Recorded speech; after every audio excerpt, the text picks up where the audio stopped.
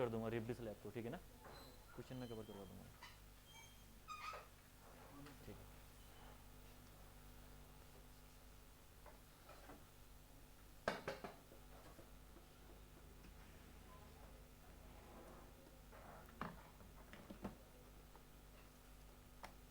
तो super elevation complete है ना, यहाँ तक कोई किसी को कोई दिक्कत है कहीं पे भी, कोई चीज़ अगर पूछनी है तो पूछ सकते हो दोबारा।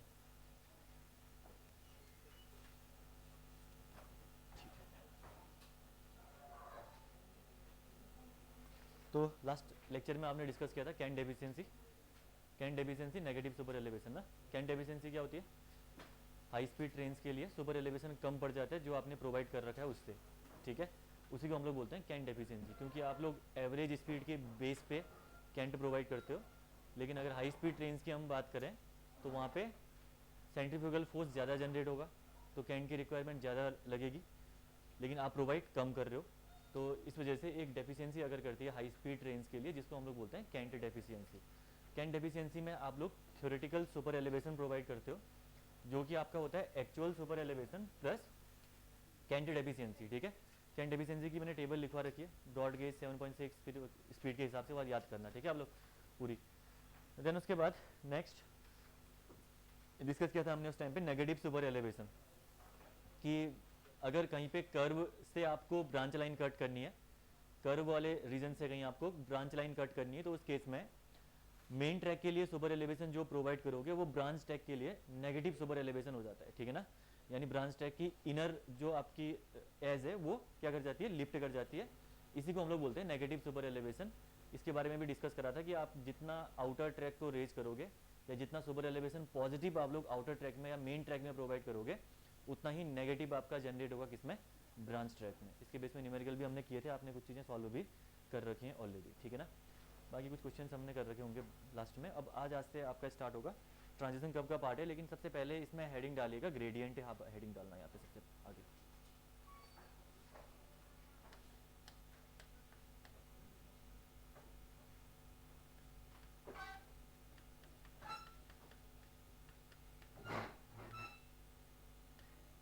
ग्रेडियंट बेसिकली आज यूनिट नंबर 2 कंप्लीट हो जाएगी आपकी, ठीक है, good.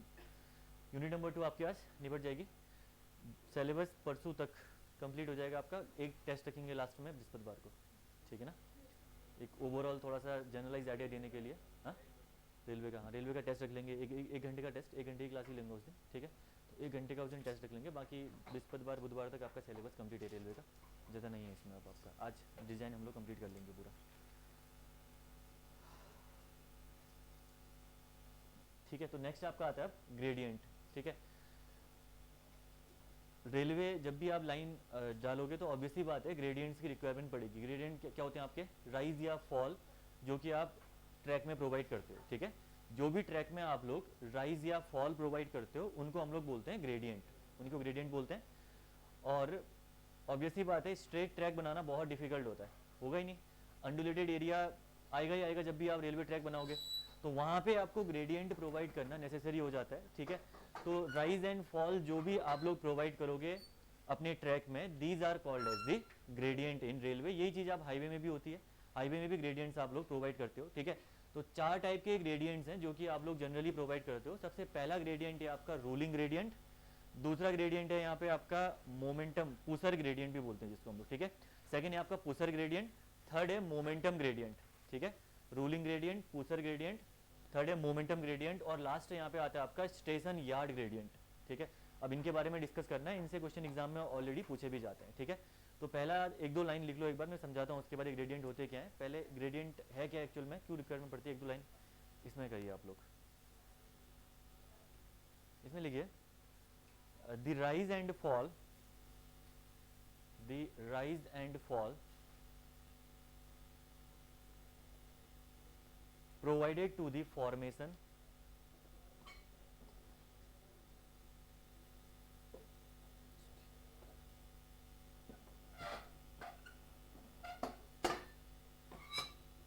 the rise and fall provided to the formation of rail track, formation of rail track is known as gradient, is known as gradient। Types of gradient heading डालना।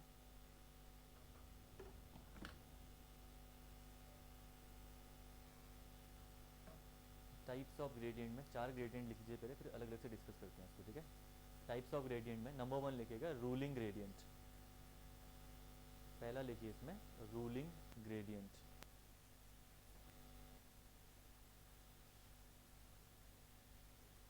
आ जाओ front से, नीचे जगह तो है ही नहीं।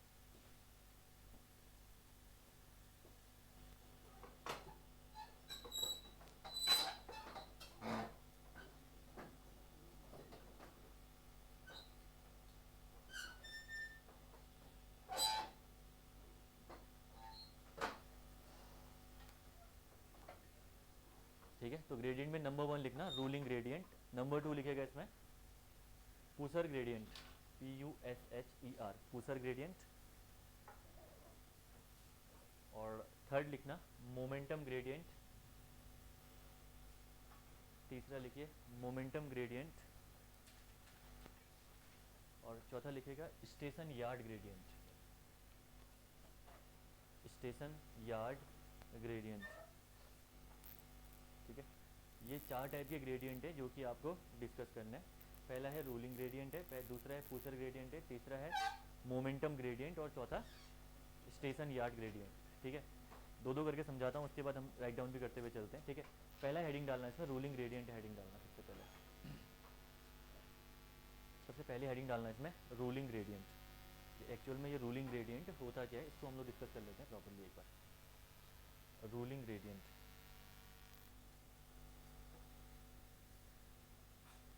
ठीक है, देखो रूलिंग ग्रेडियंट मतलब होता है मोस्ट जनरल कंडीशन में या नॉर्मल कंडीशंस में जो ग्रेडियंट आप प्रोवाइड करते हो, ठीक है, उसको हम लोग बोलते हैं रूलिंग ग्रेडियंट। आप कुछ नहीं कर रहे हो, इंजन जो आपने लगा रखा है वही इंजन है, उसमें कुछ चेंजेस नहीं लाए, इंजन में भी ट्रैक में भी अलाइनमेंट में ज़्यादा चेंजेस नहीं किया। ठीक है, आपने जो ट्रैक आपका बन रहा, जो भी सरफेस एरिया आपको दिख रहा, आपने उसी में ट्रैक बना दिया। ठीक है, तो जहाँ पे नॉर्मल कंडीशन में या मोस्ट जनरल कंडीशन में कोई ग्रेडियंट आप प्रोवाइड करोगे तो उसको हम लोग बोलते हैं रूलिंग ग्रेडियंट। ठीक है, तो हम लोग क्या बोलते हैं रूलिंग ग्रेडियंट। इस केस में आप ये बोल सकते हो कि लोकोमोटिव आपका उस केस में मैक्सिमम लोड कितना कैरी कर पा रहा है। ठीक है, रूलिंग ग्रेडियंट में अगर रूलिंग ग्रेडियंट को वैसे डिफाइन करोगे तो आप लोग ये बोल सकते हो कि the maximum load a locomotive can carry on a railway track. ठीक है, इसको हम लोग बोलते हैं रूलिंग ग्रेडियंट।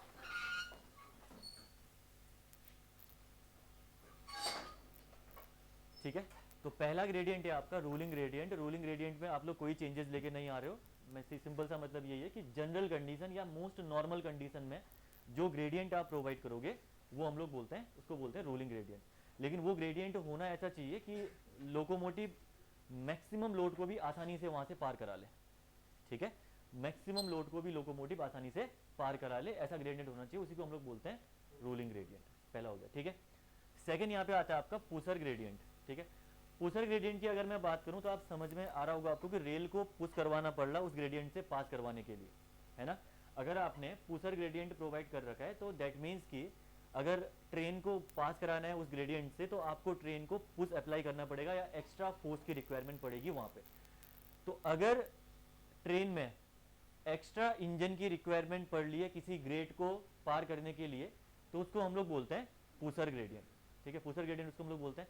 अब पुशर ग्रेडियंट की रिक्वायरमेंट पड़ती क्या है, जहाँ पे बहुत ज़्यादा हैवी कटिंग की रिक्वायरमेंट है। सपोज करो कोई ये माउंटेनस रीजन है, यहाँ से आपकी ट्रेन जा रही है, लेकिन बहुत ही बड़ा माउंटेन नहीं है, लेकिन आसानी से यहाँ से जा सकती है ट्रेन अभी कुछ करें तो। ठीक है, अब इस केस में देखो दो कंडीशन हो सकती हैं। जैसे रेल यहाँ से आई, एक तो आपने यहाँ पे ग्रेड दे दिया, है ना, ग्रेड दे के आप नीचे लेके आगे ट्रेन को यहाँ से स्ट्रेट कर दिया, जो भी किया आपने। ठीक है, एक तो आपने ग्रेड दे दिया। दूसरी कंडीशन यहाँ पे बन सकती है कि आपने यहाँ पे टनल बना दिया। ठीक है, इसको कनेक्ट करने के लिए आपने बीच में एक टनल बना दिया।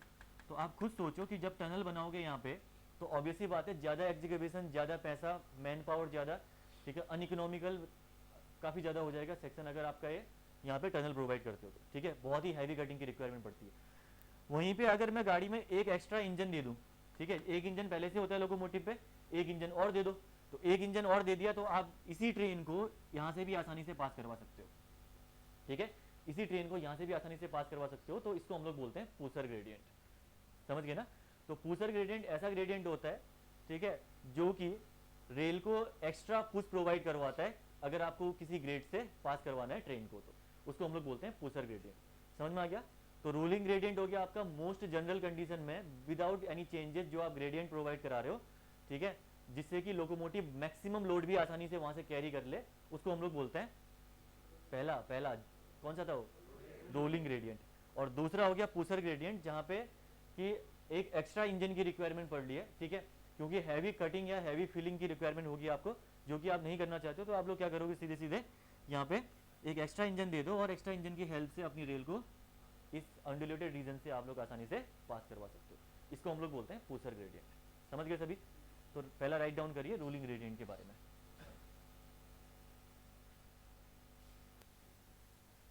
इसमें लिखिए it is the maximum gradient,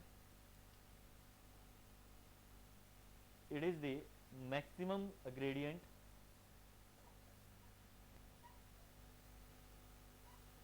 that can be provided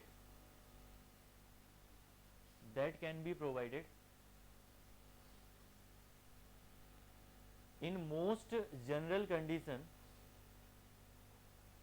that can be provided in most general condition, and that determines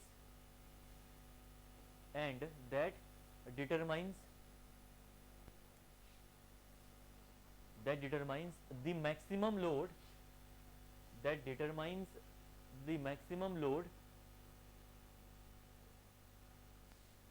a locomotive can carry,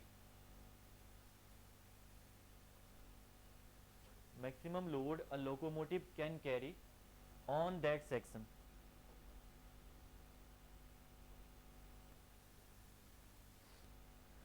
ठीक है, अगर मैं बात करूं इन प्लेन रीजन की, इन प्लेन्स ये जो ग्रेड आप प्रोवाइड करते हो 1/150 से 1/200 के बीच में आप लोग प्रोवाइड करते हो ये ग्रेड, ठीक है। तो 1/150 से 1/200 के बीच में ये ग्रेड प्रोवाइड करते हो। हिली रीजन की अगर मैं बात करूं तो हिली रीजन में 1/100 टू 1/150 का ग्रेड आप लोग प्रोवाइड करते हो as a rolling gradient maximum, ठीक है। अगर इससे ज़्यादा का ग्रेड बनता है कहीं पे तो उस केस में आपको कुछ दूसरे ग्रेड्स की रिक्वायरमेंट पड़ेगी, फिर रोलिंग ग्रेडियंट प्रोवाइड नहीं करोगे, ठीक है। तो मैक्सिमम जो ग्रेडियंट आप प्रोवाइड करोगे ये आपके मैंने बता दिया दोनों रेंज में, 1/50 आपका सबसे मैक्सिमम है और हिली में 1/100, ठीक है। तो 1 वर्टिकल 100 हॉरिजॉन्टल। तो मीटर में अगर वैल्यू होगी तो 1 metre vertical for 100 metre horizontal, ठीक है। तो अगर 100 मीटर हॉरिजॉन्टल लेंथ है तो उस केस में 1 मीटर का ग्रेड आप अलाउ कर सकते हो उस केस में, ये इसका मीनिंग है, ठीक है। सिमिलरली 100 सेंटीमीटर का अगर आपका ये हॉरिजॉन्टल लेंथ है तो 1 सेंटीमीटर का आपको उस केस में वर्टिकल ग्रेड देना पड़ेगा। That is the meaning of 1/100 to 1/150।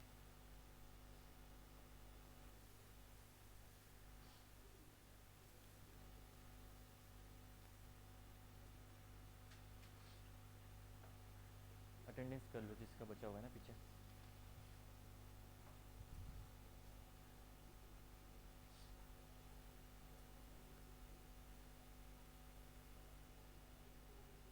Second लिखिएगा आप, दूसरा ग्रेडियंट लिखिए पुशर ग्रेडियंट। सेकेंड ग्रेडियंट लिखिए यहाँ पे pusher gradient.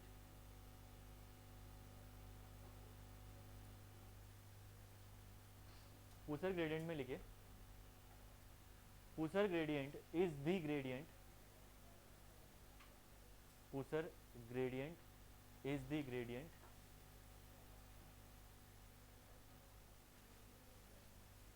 Pusher gradient is the gradient where an extra engine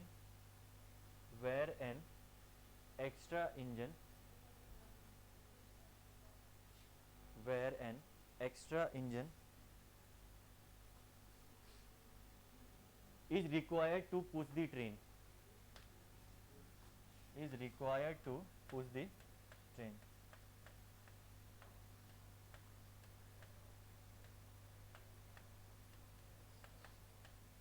is required to push the train। आगे लिखिए, इसमें अगले पॉइंट से लिखिएगा these are steeper gradient than ruling gradient, these are steeper gradient than ruling gradient, and are provided and are provided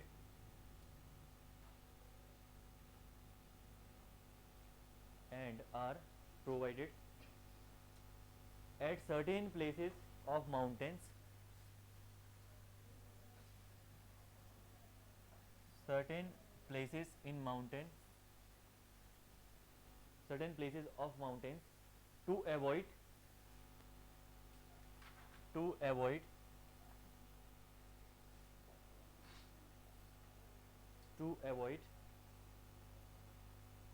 heavy cutting or to avoid heavy cutting or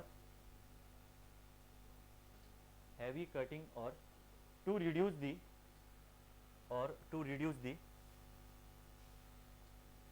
length of the track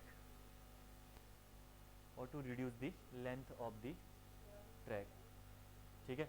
अब इसी वाले case में अगर आप इसके back side से लेके जाओगे तो लेंथ आपकी काफ़ी ज़्यादा लग जाएगी। अगर कटिंग नहीं भी करते, सपोज करो टनल नहीं बनाते हो, ठीक है, टनल नहीं बनाते हो, आप इसके बैक साइड से कट करके लेके जाते हो तो लेंथ उस केस में ज़्यादा लगेगी, ठीक है। अगर यहाँ से इस पॉइंट पे जाना है और बैक साइड से आओगे या फ्रंट साइड से ऐसे घूम के आओगे तो लेंथ आपकी ज़्यादा बनेगी ट्रेन ट्रैक की, ठीक है।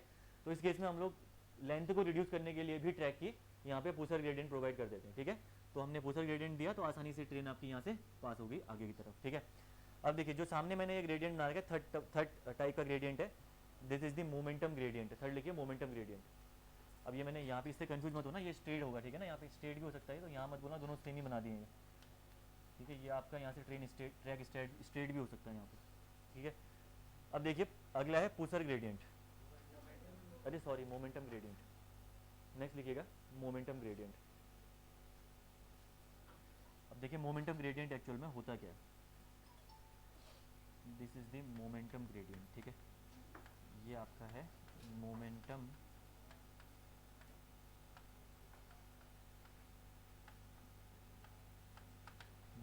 ग्रेडियंट आपका यहाँ पे दे रखा है, ठीक है। सपोज करिए यहाँ पे व्हीकल है आपका,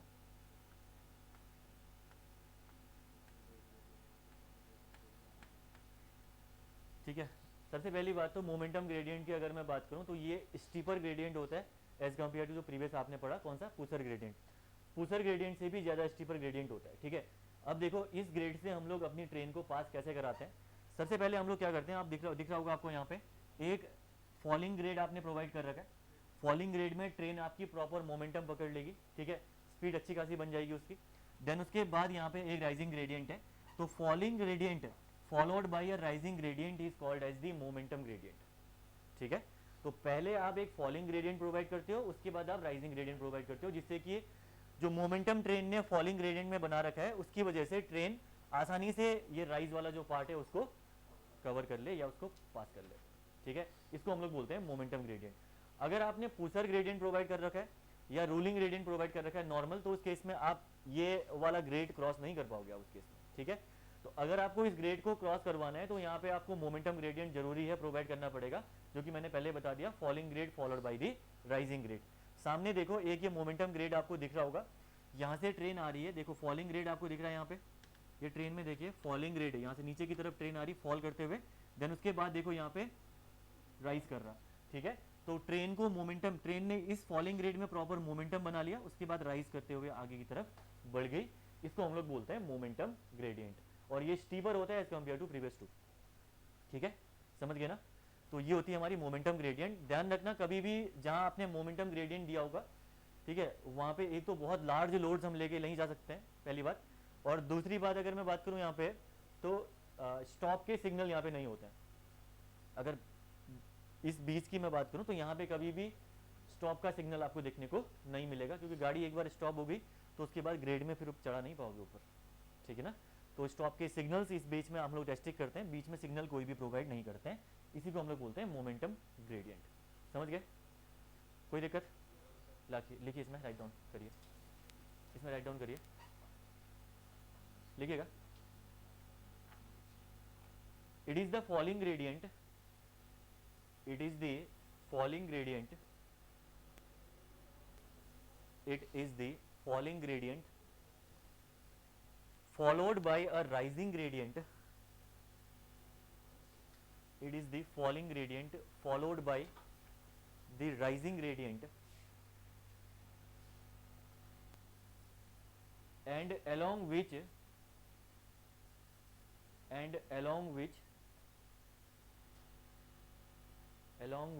the train climbs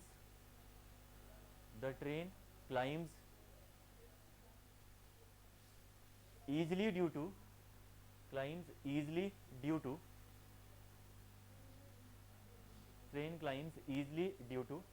momentum gained by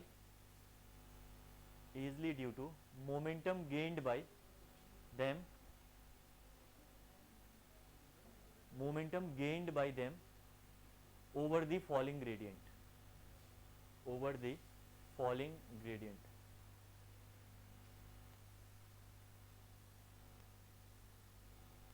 अगला लिखिएगा, इसमें इसी पॉइंट पे, इन सच gradients no signals are provided. In such gradients no signals are provided to stop the train.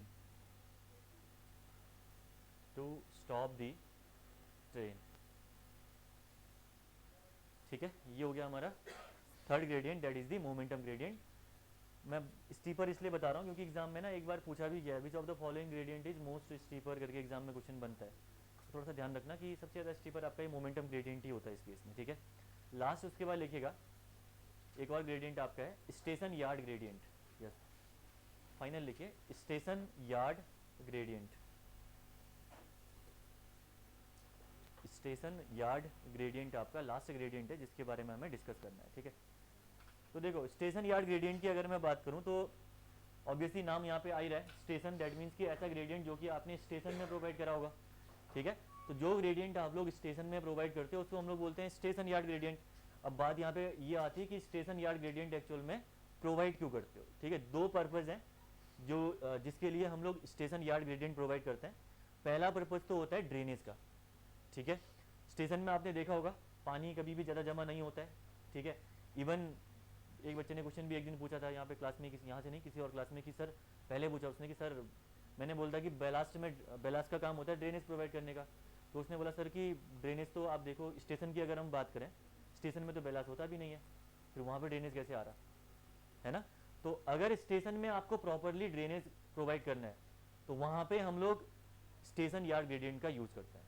ठीक है, तो एक थोड़ा जैसे आप लोग हाईवे की हम बात करें तो हाईवे में ड्रेनेज के लिए क्या प्रोवाइड करते हैं, कैम्बर ना, कैम्बर प्रोवाइड करते हैं. ठीक है, तो फ्लेक्सिबल अगर आपकी पेमेंट है तो पैराबोलिक कैम्बर लगता है, और अगर रिजिड पेमेंट है तो उस केस में पैराबोलिक बनाना तो आपका डिफिकल्ट होता है, तो हम लोग उस केस में आपका स्टेट ही बना लेते हैं उस केस में. ठीक है, सेम चीज़ यहाँ पे है, अगर आपको स्टेशन में प्रॉपरली ड्रेनेज इंश्योर करवाना है तो उस केस में आपको स्टेशन यार्ड ग्रेडियंट प्रोवाइड करना पड़ेगा. ठीक है, एक पर्पज़ तो ये हो गया स्टेशन यार्ड ग्रेडियंट का. दूसरा पर्पज़ होता है आपका लोकोमोटिव के मूवमेंट को प्रिवेंट करवाना.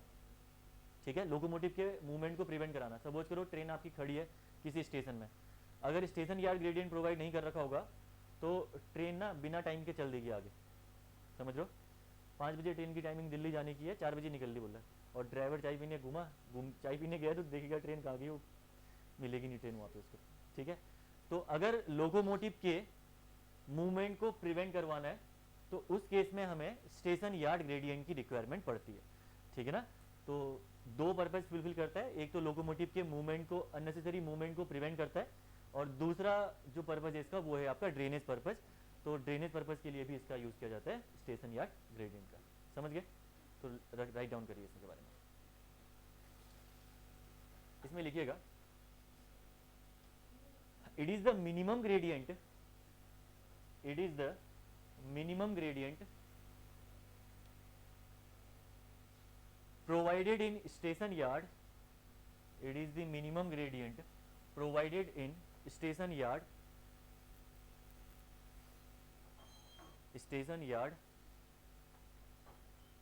for easy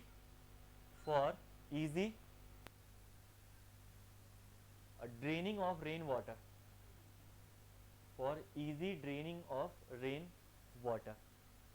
तो ऑब्जेक्टिव में बना क्वेश्चन ऑलरेडी पूछा है कि ड्रेनिंग के लिए कौन सा ग्रेडियंट प्रोवाइड करते हैं, स्टेशन यार्ड ग्रेडियंट, ठीक है, सारे दे देगा, और ruling gradient, momentum gradient, pusher gradient, station yard gradient.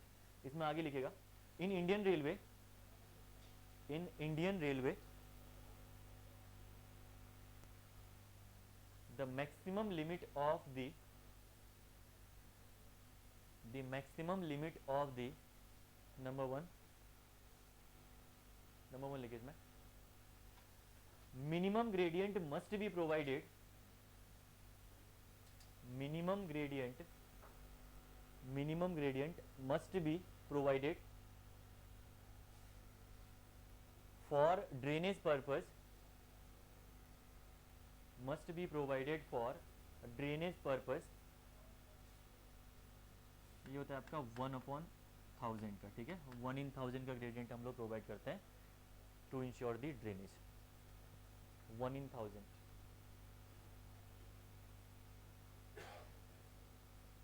Second लिखे इसमें, minimum gradient in station yards, minimum gradient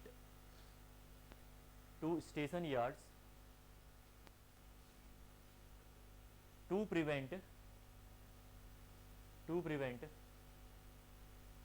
movement of locomotive, to prevent movement of locomotive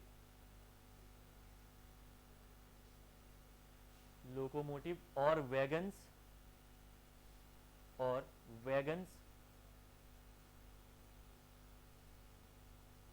on the track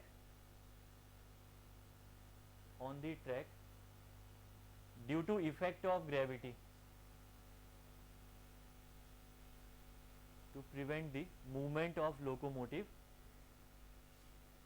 or wagons on the track due to effect of gravity। तो gravity के effect से आपकी train move कर जाएगी अगर आपने station yard gradient provide नहीं कर रखा हो, तो इसकी वैल्यू होती है 1/500। दोनों वैल्यू इंपॉर्टेंट है, 1/500 इसकी वैल्यू होती है, ये भी याद रखनी है आपको। सॉरी 400 कर दो इसको, 5 की जगह, गड़बड़ हो गया, ठीक है, 1/400 आपका हो गया ये, 1/400 आपका यहाँ पे, it is the minimum gradient in station yards to prevent the movement of locomotive on the track due to the effect of gravity. तो ये दो पर्पज सर्व करता है स्टेशन यार्ड ग्रेडियंट, ठीक है, समझ गए ना सारे ग्रेडियंट के बारे में। एक क्वेश्चन लिखिए जरा इसमें, एक क्वेश्चन राइट डाउन करिए,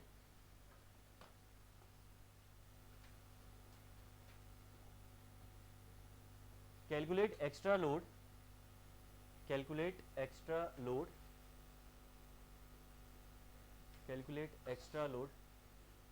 carried by locomotive,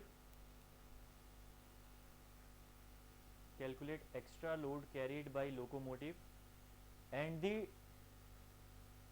the total weight of the train is, and the total weight of the train is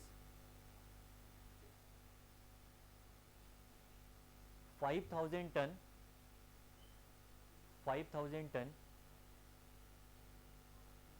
and ruling gradient is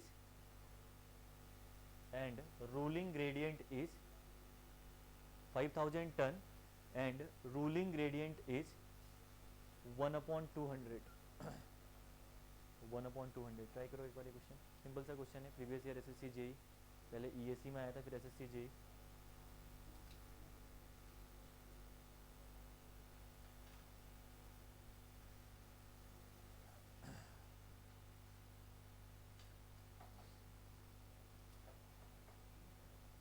calculator निकाल लो, कैलकुलेटर जरूरत ही नहीं कैलकुलेटर की, हाथ से हो जाएगा क्वेश्चन सॉल्व।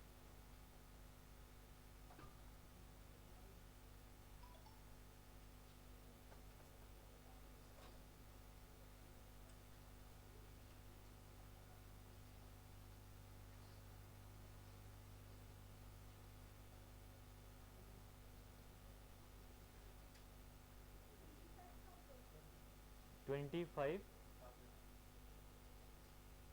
लिख देगा ना,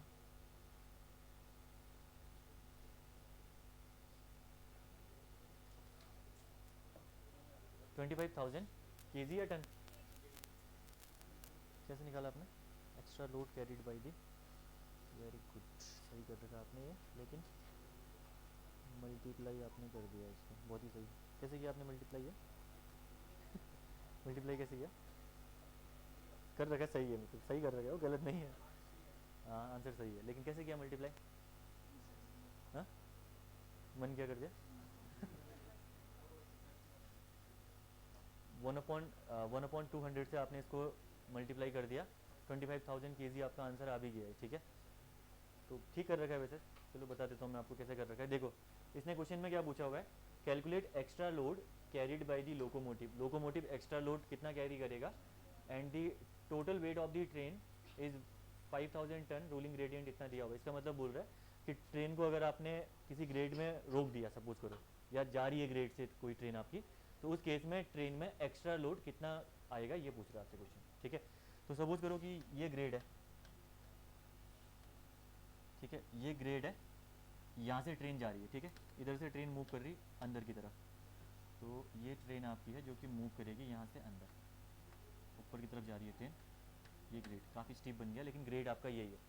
तो इतना तो आप समझ रहे होंगे कि एक्स्ट्रा लोड ट्रेन में आएगा ही आएगा, ठीक है। आप जस्ट फिगर देख के भी समझ सकते हो जनरली कि इसमें ट्रेन में एक्स्ट्रा लोड आने वाला है। अगर ट्रेन ये स्ट्रेट होती और ट्रेन अगर ये होगी तो ऑब्वियसली बात है पीछे की तरफ खींचने वाला फोर्स आपका एक एक्स्ट्रा फोर्स है जो कि आएगा। सुपर एलिवेशन में इसकी वैल्यू आपने निकाली थी, कितनी वैल्यू थी इसकी? इस वाली वैल्यू कितनी थी ये सुपर एलिवेशन में? mg sin थीटा, ये निकाली थी और यही आंसर भी है, ठीक है। तो extra load carried by the locomotive is mg sin theta. mg की वैल्यू दे रखी है, w दे रखा है, तो w आपका mg होता है, ठीक है। तो यहाँ पे एक्स्ट्रा लोड दे रखा है ऑलरेडी mg, ठीक है। तो इस केस में देखिए extra load is equal to होता है आपका mg sin थीटा, जो कि पीछे की तरफ लगेगा, इसमें सुपर एलिवेशन में किया। sin theta is approximately equal to tan theta, ठीक है। sin theta is approximately equal to tan theta. tan theta की वैल्यू आपको दे रखी है 1/200, ठीक है। जो रूलिंग ग्रेडियंट में 1/200 की वैल्यू दे रखी है वो tan थीटा की ही है, 1 वर्टिकल 100 या 200 हॉरिजॉन्टल, ठीक है। और tan थीटा यही तो होता है वर्टिकल अपॉन बेस, ठीक है, वर्टिकल अपॉन बेस होता है। तो वर्टिकल की वैल्यू दी है और हॉरिजॉन्टल की, तो इसका मतलब मैं इसको लिख सकता हूँ mg tan थीटा लिख दूंगा मैं इसको। और mg की वैल्यू कितनी गिवन है यहाँ पे? mg यहाँ पे हाँ टोटल वेट गिवन है, अगर मास गिवन होगा तो 9.81 से मल्टीप्लाई कर देना।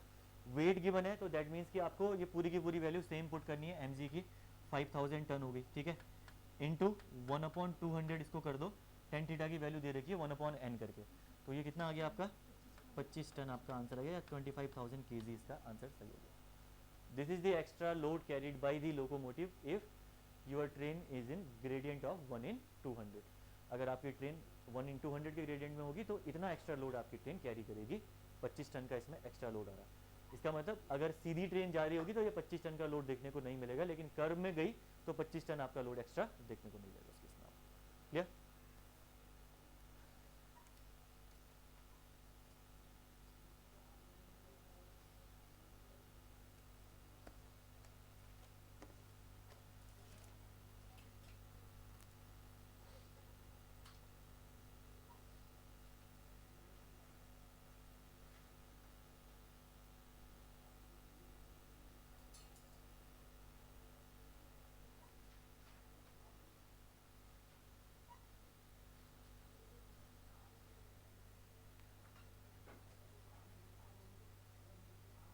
तो ये हो गया आपके ग्रेडियंट कंप्लीट। नेक्स्ट उसके बाद हेडिंग डालना इसके आगे, ये सारी चीज़ें बहुत इंपॉर्टेंट हैं, इनसे क्वेश्चन ऑब्जेक्टिव में बनते हैं जितना करा रहा हूँ। अगला ट्रैक्शन एंड ट्रैक्टिव एफर्ट की भी वो चीज़ें जो कराऊंगा इंपॉर्टेंट है, ठीक है ना। तो जितना चीज़ें इंपॉर्टेंट है उनको तो अच्छे से ही कर लेना है, बिल्कुल छोड़ना नहीं है। नेक्स्ट हेडिंग डालना इसमें ग्रेड कंपनसेशन ऑफ कर्व्स। इस बार ए में ही क्वेश्चन आ रखा था इससे ग्रेड कंपनसेशन का, रेलवे वहाँ पे होता है, ग्रेड कंपनसेशन से क्वेश्चन पूछा था। Grade compensation of curves, grade compensation of curves. देखिए जो सपोज करो रूलिंग ग्रेडियंट आप 1/200 का प्रोवाइड कर रहे हो, लेकिन अगर कर्व के साथ ग्रेड आ जाए, सपोज करो, ठीक है, सपोज करो कर्व भी है, कर्व के साथ ग्रेड भी आ जाए, तो कर्व तो रेजिस्टेंस देता ही देता है, ग्रेड भी तो रेजिस्टेंस दे रहा ना mg sin थीटा से, ट्रेन को आगे जाने से रोक रहा mg sin थीटा से। इसका मतलब यहाँ पे अब आपके दो रेजिस्टेंस हो जाएंगे, एक तो कर्व की वजह से हो जाएगा और दूसरा हो जाएगा आपका ग्रेड की वजह से, ठीक है। तो इस केस में जो रूलिंग ग्रेडियंट है हम लोग उसमें थोड़ा सा कंपनसेशन प्रोवाइड करते हैं, क्योंकि हमें रेजिस्टेंस थोड़ा सा रोकना है ना, रेजिस्टेंस हमें थोड़ा सा जितना मिनिमम हो ट्रेन के लिए रेजिस्टेंस उतना आपके लिए बेनिफिशियल है। तो हम लोग क्या करते हैं उस केस में, थोड़ा सा हम लोग वहाँ पे रिलैक्स करते हैं रूलिंग ग्रेडियंट को, इसी को हम लोग बोलते हैं ग्रेड कंपनसेशन, ठीक है।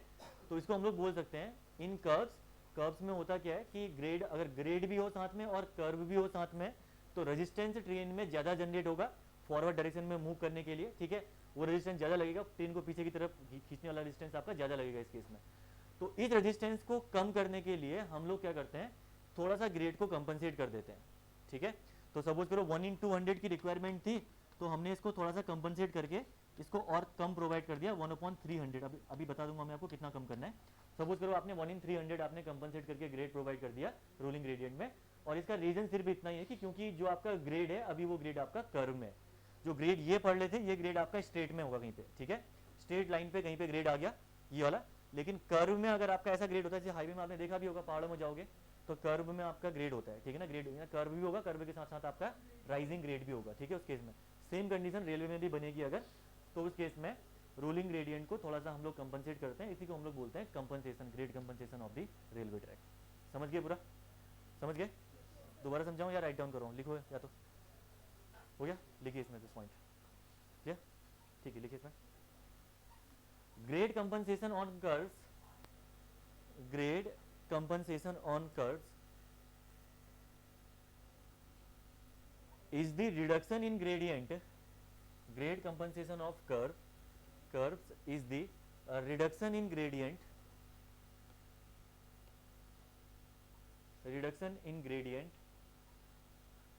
in order to provide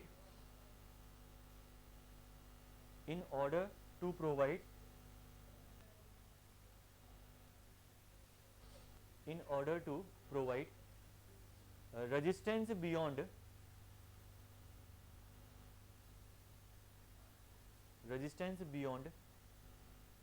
the allowable limits,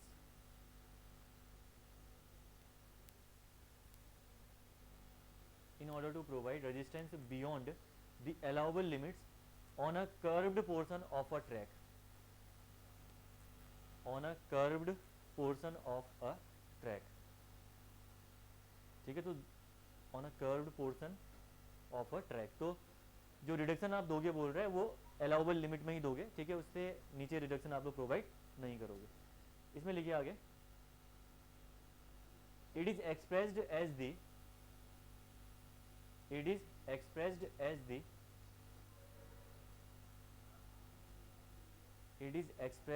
the percentage per degree of curve, it is expressed as the percentage per degree of curve,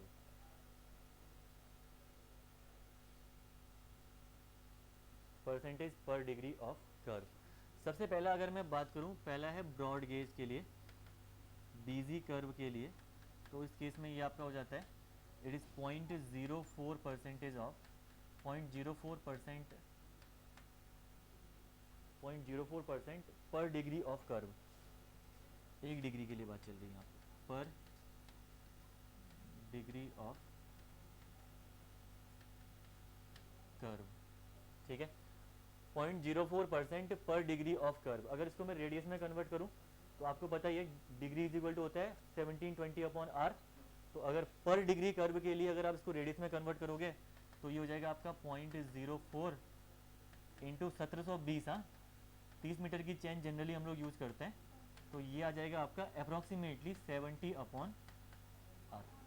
अगर आप रेडियस के फॉर्म में कन्वर्ट करना चाहते हो तो ऐसे आप कन्वर्ट इसको कर सकते हो, ठीक है। तो इतना हम लोग यहाँ पे अलाउ करेंगे, 4% से नीचे ग्रेड कंपनसेट हम लोग यहाँ पे नहीं करते हैं, ध्यान रखना। तो जो मैक्सिमम अलाउबल यहाँ पे ग्रेड कंपनसेशन होगा दैट इज दी 4%। तो 0.04% बोलो, 0.04% पर डिग्री ऑफ दी कर्व हम लोग यहाँ पे कंपनसेट करते हैं ग्रेड को, ठीक है। पहला हो गया ये आपका ब्रॉड गेज के लिए। सेकंड आपका आता है मीटर गेज के लिए।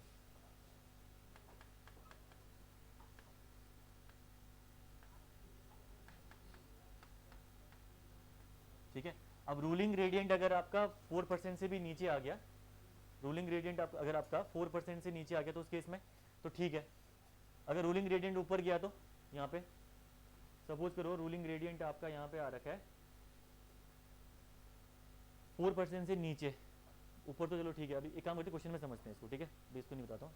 अगला देखिए मीटर गेज कर्व के लिए देखिए 0.03% पर डिग्री ऑफ कर्व, 0.03% पर डिग्री ऑफ कर्व। अगर आप इसको सेम रेडियस में कन्वर्ट करोगे 1720 से और मल्टीप्लाई कर दो तो ये आ जाएगा 52.5 upon R, that is 52.5 upon R आ गया ये, ठीक है, for the metre gauge curve. अगला होता है आपका नैरो गेज कर्व के लिए,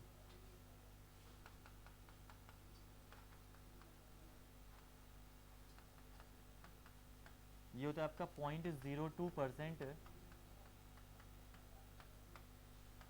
पर डिग्री ऑफ कर्व, या इसकी वैल्यू अगर आप कन्वर्ट करोगे तो अप्रॉक्सीमेट वैल्यू इसकी निकल के आती है 35 अपॉन आर, तो ये वैल्यू आ जाएगी आपकी और 35 अपॉन आर। राइट डाउन कर लो इसको, और इम्पोर्टेंट है बहुत ज़्यादा ये, ठीक है, एग्जाम में रिपीटेड है exam wise.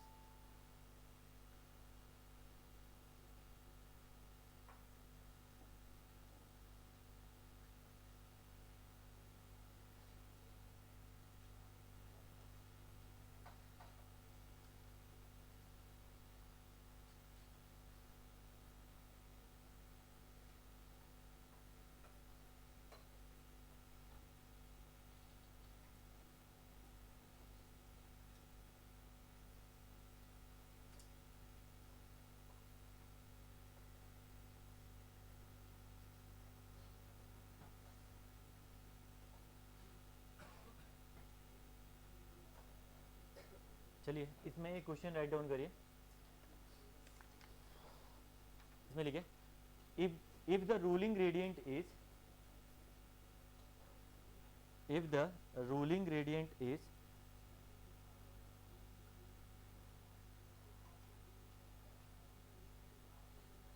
if the ruling gradient is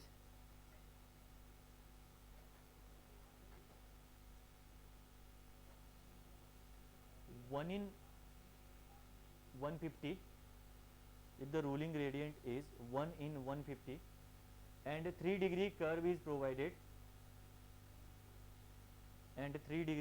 is provided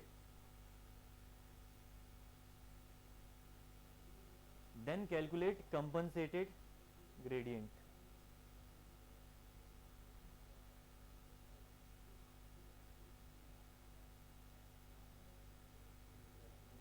Then calculate compensated gradient.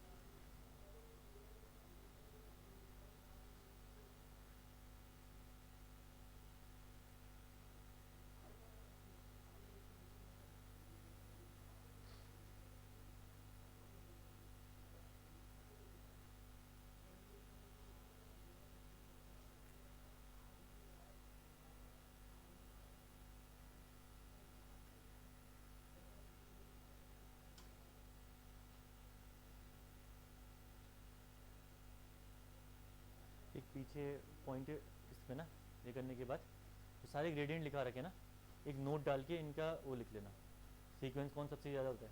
पूसर gradient सबसे ज़्यादा होता है, ठीक है, मोमेंटम में हाईवे में कंफ्यूज हो गया उसमें, मोमेंटम ग्रेडियंट आपका सबसे ज़्यादा नहीं होता, पूसर ग्रेडियंट सबसे ज़्यादा होता है। सबसे कम स्टेशन यार्ड ग्रेडियंट लिखो, इसके बारे में एग्जाम में क्वेश्चन पूछता है इससे, नोट डाउन, नोट करके एक लिखो, स्टेशन यार्ड ग्रेडियंट, नोट में लिखना स्टेशन यार्ड ग्रेडियंट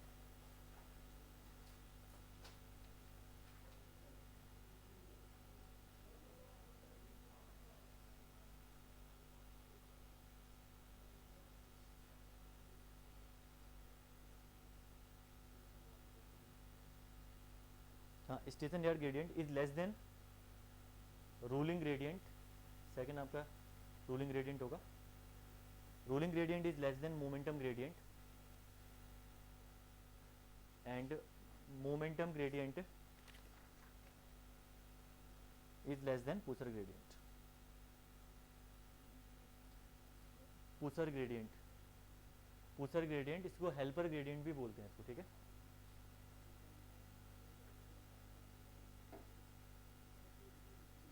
ग्रेडियंट इसको हेल्प, ठीक है, एक्चुअली हाईवे में थोड़ा सा उल्टा होता है ना, उसकी वजह से कंफ्यूज हो गया, बाद में पढ़ोगे हाईवे में आप इसमें।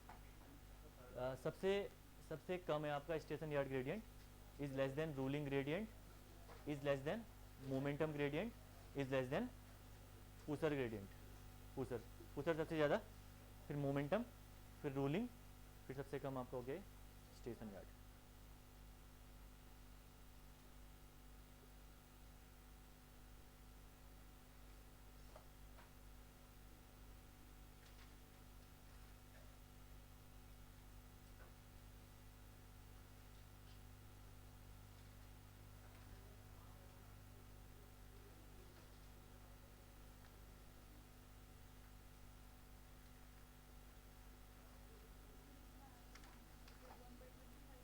कितना है आपका अगले वाले इस क्वेश्चन में 1/, नहीं 1/25 तो नहीं है, कितना आ रहा, करो कैलकुलेट एक बार, सिंपल सा है, कितना है, इसको डिवाइड बाई 1 करो, कितना आ रहा आंसर देखना, डिवाइड बाई 1 नहीं 1/, ये करो मतलब, हाँ 1/, ये करो, कितना आ रहा देखना, 1/, ये करोगे तो 1/ कुछ आ जाएगा वैल्यू ना, देखना जरा, हाँ अगर कुछ मेंशन नहीं है तो ब्रॉड गेज, क्वेश्चन में कुछ भी मेंशन नहीं कर रखा, ब्रॉड गेज 1/84 तो नहीं आ रहा, लेकिन 1/84 ओनली 84 तो नहीं है, ऑप्शन तो पता नहीं क्या क्या है यार, ऑप्शन लिखो, ऑप्शन लिख लो, चलो लिखना है ये तो 1/183, 1/183, 1/183 और 1/181, 1/189 और 87 लास्ट, 1/189 और 1/187, ये ऑप्शन ले लो, कितना है आपका,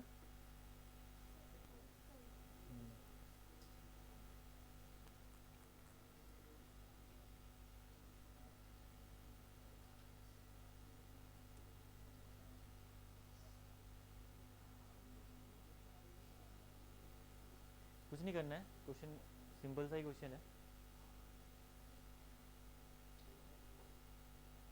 हाँ उसको 1/ कुछ कर लो ना, 0.0 तो वैल्यू आ जाएगी आपकी, 0.0 कुछ आ रहा होगा तो उसको 1/183 आ रहा है, ओके गुड, सही है, 183 आपका राइट आंसर है इस केस में, बन गया, नहीं बना,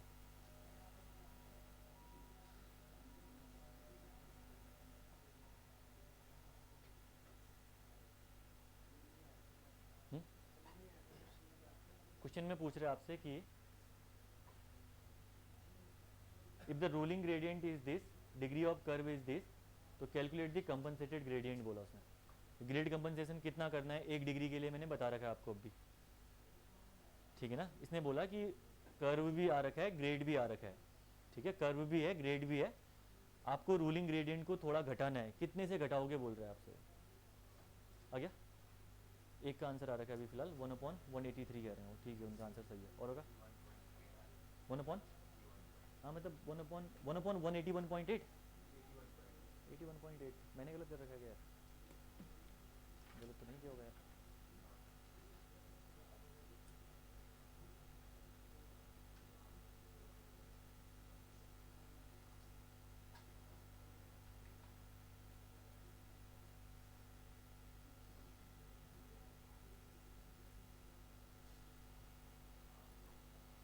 नहीं नहीं आएगा 1/180 1 to 5 3 डिग्री कर भी लिखा रखा है ना मैंने और 1/150 हाँ तो इतना तो नहीं आना चाहिए।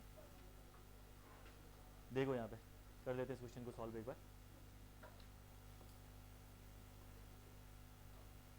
इस केस में आपको दिया हुआ है यहाँ पे रूलिंग ग्रेडियंट यहाँ पे गिवन है, सॉल्यूशन देखिए जिसका नहीं बना, सिंपल से क्वेश्चन है लेकिन न्यूमेरिकल बहुत फ्रिक्वेंट न्यूमेरिकल एग्जाम वाइज, ठीक है ना, वैल्यू चेंज करके देते हैं। रूलिंग ग्रेडियंट यहाँ पे 1/150 है और डिग्री ऑफ द कर्व यहाँ पे गिवन है आपको 3 डिग्री से गिवन है, ठीक है। कोई कोई गेज गिवन नहीं है, दैट मीन्स कि ब्रॉड गेज कंसिडर कर लेना, ठीक है। मैं यहाँ पे लिखता हूँ consider broad gauge, consider broad gauge, ठीक है, ये हमने कंसिडर कर लिया ब्रॉड गेज। इस केस में ब्रॉड गेज के लिए जो ग्रेड कंपनसेशन होता है, ठीक है, ग्रेड कंपनसेशन ये होता है आपका, देखो दो चीजें होती है ध्यान रखना, ये गलतियां होती है एग्जाम में, एक होता है ग्रेड कंपनसेशन, एक होता है कंपनसेटेड ग्रेड।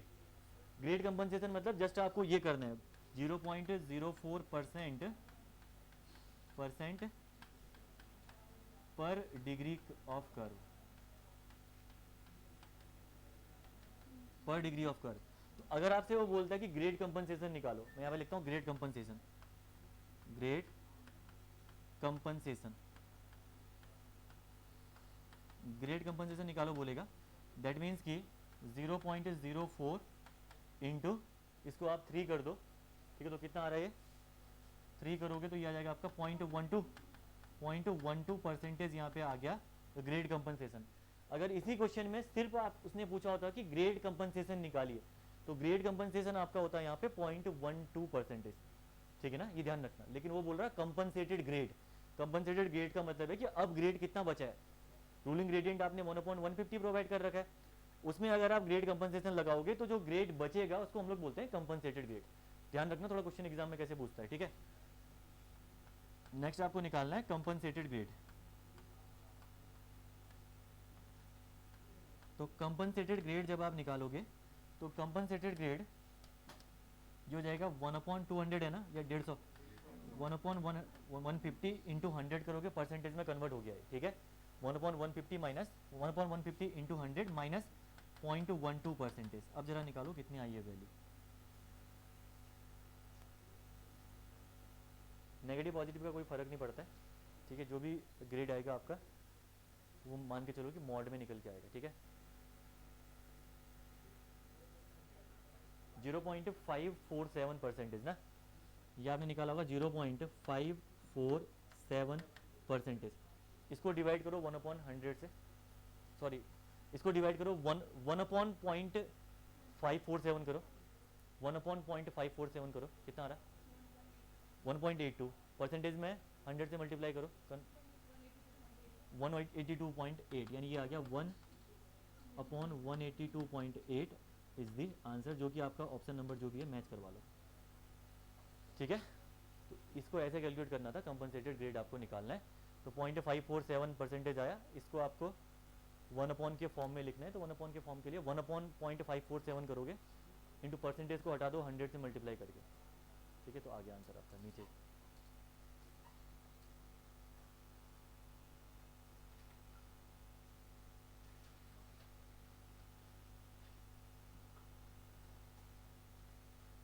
समझ गए, ठीक है। तो ऐसे क्वेश्चन एग्जाम में बनते हैं, दोबारा समझाना बता दो कहीं पे कोई दिक्कत है, ठीक है। तो ये क्वेश्चन एग्जाम में बनते हैं इस टाइप के। डेटा तो याद रखना ही रखना है, न्यूमेरिकल भी कैसे हमको डील करना है वहाँ पे याद रखना है, ठीक है। सिंपल डेटा के क्वेश्चन में क्वेश्चन बन गए तो कैलकुलेटर की रिक्वायरमेंट नहीं पड़ती वहाँ पे इतनी ज़्यादा, बना लोगे आसानी से। तो ये हो गया हमारा कंपनसेटेड ग्रेड।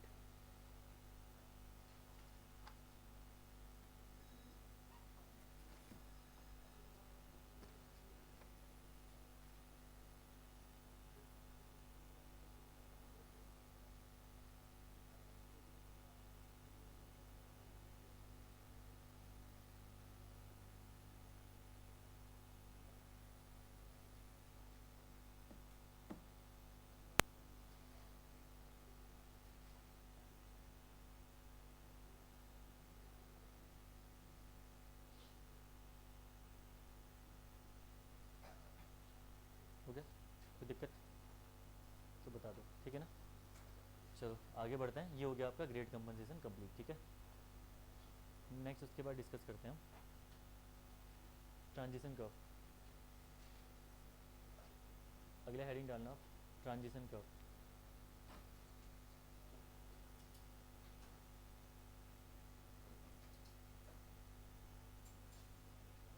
हो गया, हटा दो ना,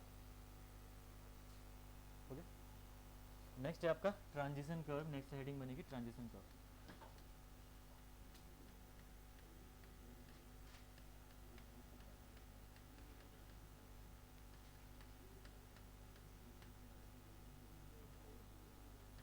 तो इससे समझ भी गए होंगे ना आप लोग, देखो जरा यहाँ पे आप बार बार वही है, ग्रेडियंट आपने दे रखा है 1/150 का, कंपनसेट करने के बाद 182.8 या 183 हो गया, 1/183।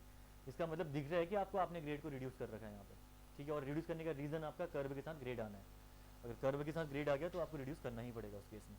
अगला है आपका ट्रांजिशन कर्व। अब देखिए ट्रांजिशन कर्व के बारे में थोड़ा सा डिस्कस तो मैंने कर ही रखा है, थ्योरेटिकली इसको ज़्यादा डिस्कस करने की रिक्वायरमेंट नहीं है, फिर भी मैं एक बार बता दे रहा हूँ, ठीक है। जब कभी भी आपको सर्कुलर कर्व को अगर आपको किसके साथ जोड़ना है, स्ट्रेट लेंथ के साथ, ठीक है। सपोज करो ये स्ट्रेट ट्रैक है, इस स्ट्रेट ट्रैक को आपको सर्कुलर कर्व से जोड़ना है, ठीक है। ये आपने सर्कुलर कर्व प्रोवाइड कर रखा है, ये सर्कुलर कर्व है, ठीक है। This is the circular curve और यहाँ पे है ये स्ट्रेट ट्रैक। सपोज करो व्हीकल यहाँ से मूव करते हुए इधर की तरफ आ रहा है, ये व्हीकल है, ठीक है। ये व्हीकल है, ट्रेन है, मूव करते हुए आ रही है, यहाँ पे सर्कुलर कर्व है और ये स्ट्रेट ट्रैक है, मुड़ते हुए ट्रेन आपके आगे चली जाएगी यहाँ से, ठीक है। इस केस में हम लोग क्या करते हैं, सर्कुलर कर्व में अगर मैं रेडियस की बात करूँ तो यहाँ पे r is equal to R consider कर लेता हूँ, मैं radius is equal to R में ले रहा हूँ सर्कुलर कर्व के पॉइंट पे, ठीक है। वहीं अगर मैं बात करूँ यहाँ पे किसके लिए, स्ट्रेट ट्रैक के लिए, तो ये r इज इक्वल टू होता है आपका इन्फिनाइट। तो स्ट्रेट ट्रैक में r इन्फिनाइट है, सर्कुलर कर्व में r आपका r है, ठीक है। अगर इन्फिनाइट को r के साथ कनेक्ट करना है तो अगर आप डायरेक्टली कनेक्ट करोगे तो उस केस में जो कर्व आपका बनेगा वो बहुत ही ज़्यादा स्टीप होगा, ठीक है। एकदम ही हेयर पिन बैंड जैसा कर्व बन जाएगा आपको उस केस में, समझ रहे हो ना। हेयर पिन बैंड आपने सुना है ना, सुना होगा, ऑब्वियसली बात है, रोडों में होता है, लिखा भी रहता है, आप देखना कहीं पे हाईवे में पढ़ोगे, हाँ यू शेप का कर्व होता है। यहीं पहाड़ों में कोई जाते हो तो पहाड़ों में दिख जाएगा आपको, लिखा रहता है कि आगे हेयर पिन बैंड है, इसका मतलब ये होता है कि यू शेप का एकदम बैंड होता है वो, ठीक है। उसको हम लोग बोलते हैं hairpin bend. Same case आपका यहाँ पे भी बन जाएगा अगर आपने डायरेक्टली सर्कुलर कर्व को जोड़ दिया किसके साथ, स्ट्रेट ट्रैक के साथ, ठीक है। तो इस केस में हम लोग क्या करते हैं कि इस वाले आर को ग्रेजुअली इंक्रीज करवाते हैं, ठीक है। ग्रेजुअली इंक्रीज करते हुए हम लोग यहाँ पे इन्फिनाइट वाले पॉइंट से जोड़ देते हैं आसानी से, ठीक है। तो आर को आपने ग्रेजुअली इंक्रीज कर दिया अप टू द इनफाइनाइट, और इसी को हम लोग, इस प्रोसेस को हम लोग, या जिस कर्व से आपने जोड़ा सर्कुलर कर्व को स्ट्रेट ट्रैक से, उसको हम लोग बोलते हैं ट्रांजिशन कर्व। इसको हम लोग क्या बोलते हैं, ट्रांजिशन कर्व। तो ट्रांजिशन कर्व का काम होता है स्मूथ मूवमेंट प्रोवाइड कराना, ठीक है, स्मूथ मूवमेंट प्रोवाइड कराना to the train on a curve track, ठीक है। तो किसी भी कर्व ट्रैक में ट्रेन को अगर आपको स्मूथली मोड़ना है तो ट्रांजिशन कर्व की रिक्वायरमेंट वहाँ पे मस्ट रहती है। आप ये भी बोल सकते हो कि इन्फिनाइट रेडियस को ग्रेजुअली रिड्यूस करके हम लोग आर तक लेके जाते हैं, या आर रेडियस को ग्रेजुअली इंक्रीज करके हम लोग यहाँ पे इन्फिनाइट तक लेके जाते हैं। तो अगर आपने ये चीज़ कर दी तो कभी भी जर्क देखने को नहीं मिलेगा ट्रेन में, आपके कर्व में ट्रेन में जर्क नहीं आएगा, ओवरटर्निंग का फिनोमिना कम लगेगा, सेंट्रीफ्यूगल फोर्स भी कम लगेगा उस केस में यहाँ पे, ठीक है। तो ट्रांजिशन कर्व की रेलवे में और साथ साथ में हाईवे में बहुत ज़्यादा इंपॉर्टेंस होती है, होपफुली आप समझे होंगे इसके बारे में, ठीक है। तो ये फिगर बनाना बना लो, उसके बाद एक राइट डाउन कर लो पॉइंट इसके बारे में, फिर आगे बढ़ते हैं इसमें।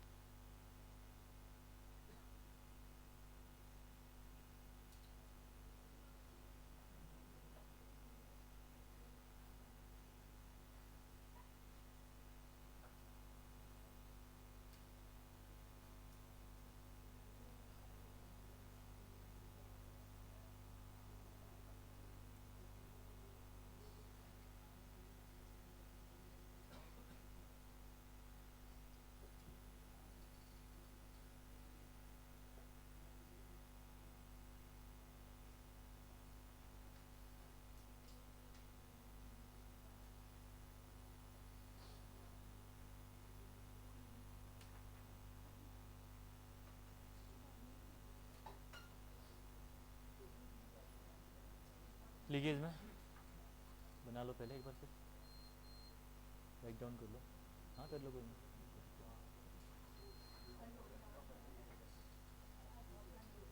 गर्मी होगी बता देना, ऑन कर देंगे। ठीक है, पंखा है यहाँ, लिखिए। इसमें राइट डाउन करिए, चलिए लिखिए इसमें, it is a curve, it is a curve, it is a curve used to, it is a curve used to connect, it is a curve used to connect a straight track, a straight track to the circular track, straight track to the circular track, full stop करके लिखिए इसमें, straight track to the circular track, then full stop करके लिखिए इसमें, it is used to gradually, it is used to gradually introduce, it is used to gradually introduce centrifugal force, बोल सकते हो ना इसको, it is used to gradually introduce centrifugal force, centrifugal force को gradually increase करता है ये, ठीक है।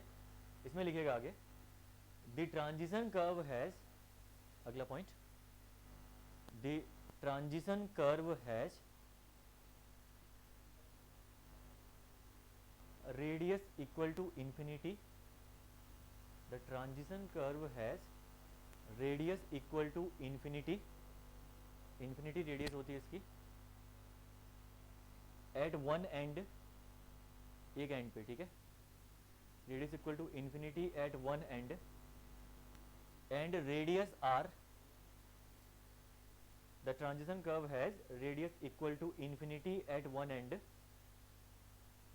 And radius R at the other end, radius R at the other end, clear. Heading डालना इसके नीचे ही, types of transition curve, types of transition curve, heading डालना।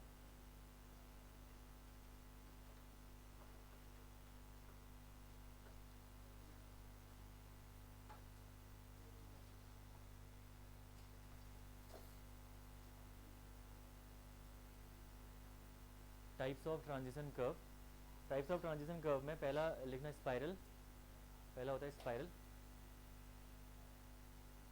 स्पाइरल, दूसरा होता है आपका यहाँ पे बर्नौलीज लेमनिस्केट, पहला है स्पाइरल और दूसरा है बर्नौलीज लेमनिस्केट, बर्नौलीज लेमनिस्केट,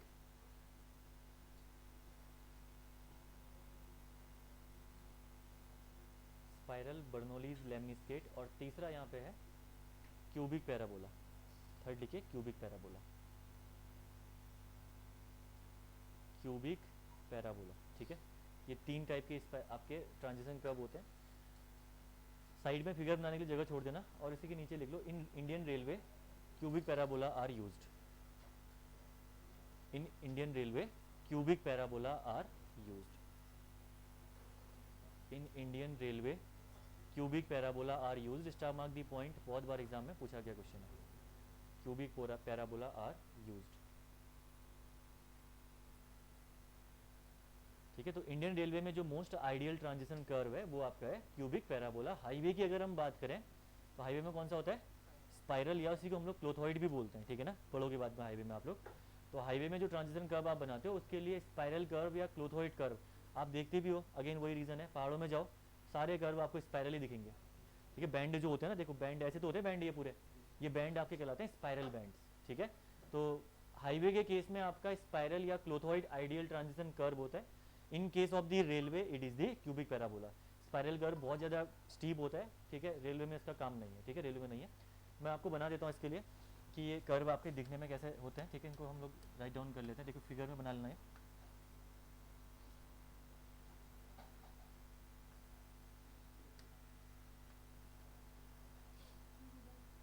ठीक है, सबसे पहला मैं यहाँ पे बना रहा हूँ क्यूबिक पैराबोला, ये है क्यूबिक पैराबोला, ठीक है। This is the cubic parabola जो कि आप लोग रेलवे में यूज़ करते हो। तो देखिए सिंपल सा है, यहाँ पे आपका सेंट्रीफ्यूगल फोर्स कम जनरेट होगा, ऑब्वियस सी बात है, ठीक है। तो क्यूबिक पैराबोला ये कर्व है जो कि आप लोग रेलवे में यूज़ करते हो। सेकेंड कर्व यहाँ पे आता है जो कि आपने लिखा बर्नौलीज लेमनिस्केट। तो बर्नौलीज लेमनिस्केट आपका कुछ ऐसा होता है, देखिए यहाँ पे, ठीक है, दिस इज बर्नौलीज लेमनिस्केट। तो सेकंड मैंने बना रखा है, ये होता है आपका बर्नौलीज लेमनिस्केट।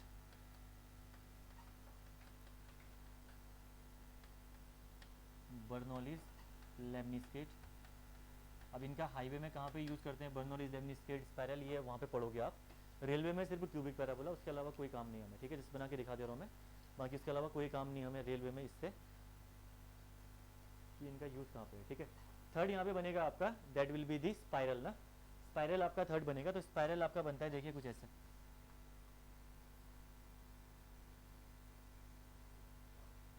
ये बन गया आपका स्पाइरल तीसरा, this one is spiral. Spiral तो क्यूबिक पैराबोला की एनालिसिस हमें पढ़नी है। वैसे देखो एसएससी जेईई में क्यूबिक पैराबोला की एनालिसिस इतनी ज़्यादा नहीं पूछी जाती है, सिर्फ एक क्वेश्चन है जो कि बहुत बार आ रखा है, उसकी वजह से मुझे पूरी एनालिसिस करानी पड़ रही है। क्यूबिक पैराबोला की सिंपल सी एनालिसिस है, डिफिकल्ट नहीं है, लेकिन एक क्वेश्चन फ्रीक्वेंट है जो कि एग्जाम में पूछा गया रेलवे में, और इवन डीएमआरसी में दिखा क्वेश्चन है, डेडिकेटेड फ्राइट कॉरिडोर में आया हुआ क्वेश्चन है, वो क्वेश्चन की वजह से मुझे एनालिसिस करवानी पड़ेगी आपको, ठीक है। बाकी हाँ गेटेड की तैयारी करोगे, ईएस की कोई बंदा यहाँ पे बीटेक वाला, तो उनके लिए उसकी एनालिसिस प्रॉपरली समझनी है, एग्जाम वाइज उससे क्वेश्चन बनते हैं ईएस में गेट में। तो ये तीन आपके कर्व्स हैं, आप देख ही सकते हो यहाँ पे कि स्पाइरल और बर्नौली लेमनिस्केट रेलवे में प्रोवाइड करना, इतनी लंबी रेल होती है, बैंड कैसे कट करेगा, बहुत ही डिफिकल्ट है, ऑब्वियसली बात है, नहीं कर पाएगा कट, ठीक है। क्यूबिक पैराबोला हमारा इजी बैंड होता है, ये इजीली हम लोग प्रोवाइड कर लेते हैं, ठीक है। तो सबसे आइडियल कर्व रेलवे के लिए है क्यूबिक पैराबोला, समझ गए। यहाँ पे आर होता है आपका इन्फिनाइट, यहाँ पे R is equal to infinite है, और यहाँ पे R is equal to R है, जहाँ पे भी होगा R is equal to are.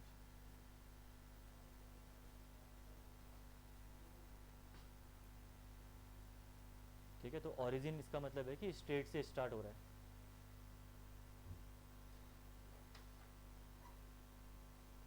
इसके बाद ये बन गया होगा तो फिर हेडिंग डालेगा आगे, ठीक है।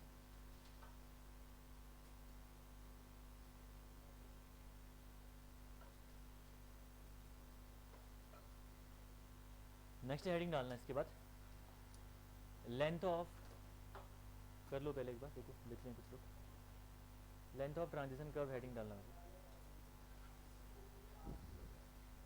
तीन फॉर्मूले थे जब हाईवे में काम करोगे आप, वहाँ पे भी तीन होते हैं, अभी देखा नहीं होगा आपने। ट्रांजिशन कर्व की लेंथ हम लोग हाईवे में भी कैलकुलेट करते हैं, तीन फार्मूले होते हैं जिसमें से एक फार्मूला सेम ही है, बाकी और फार्मूले डिफरेंट है, ठीक है ना। हाईवे का एक फार्मूला सेम है, बाकी और फार्मूले चेंजेस हैं। तो length of transition curve heading डालना, उसमें नंबर 1 लिखना रेलवे बोर्ड फार्मूला, सबसे पहला है रेलवे बोर्ड फार्मूला,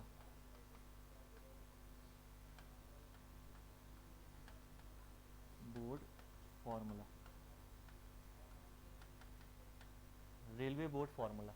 तो रेलवे बोर्ड फार्मूला के अकॉर्डिंग जो ट्रांजिशन कर्व की लेंथ होती है that is L is equal to 4.4 under root of R, जहाँ पे आर आपका मीटर में रहेगा और लेंथ भी निकल के आएगी मीटर में। तो रेलवे बोर्ड फार्मूला पहला फार्मूला है, L is equal to 4.4 under root of R, जहाँ पे एल मीटर में रहेगा और रेडियस आपकी मीटर में आपको पुट करनी है फार्मूले में।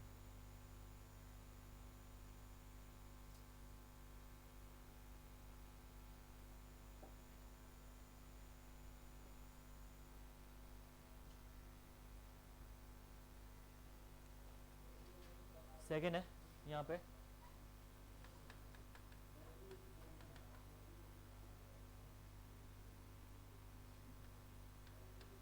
as per change of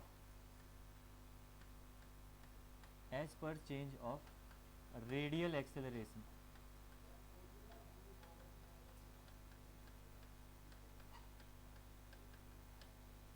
as per change of radial acceleration के हिसाब से, सी एक कांस्टेंट है जिसको हम लोग बोलते हैं radial acceleration.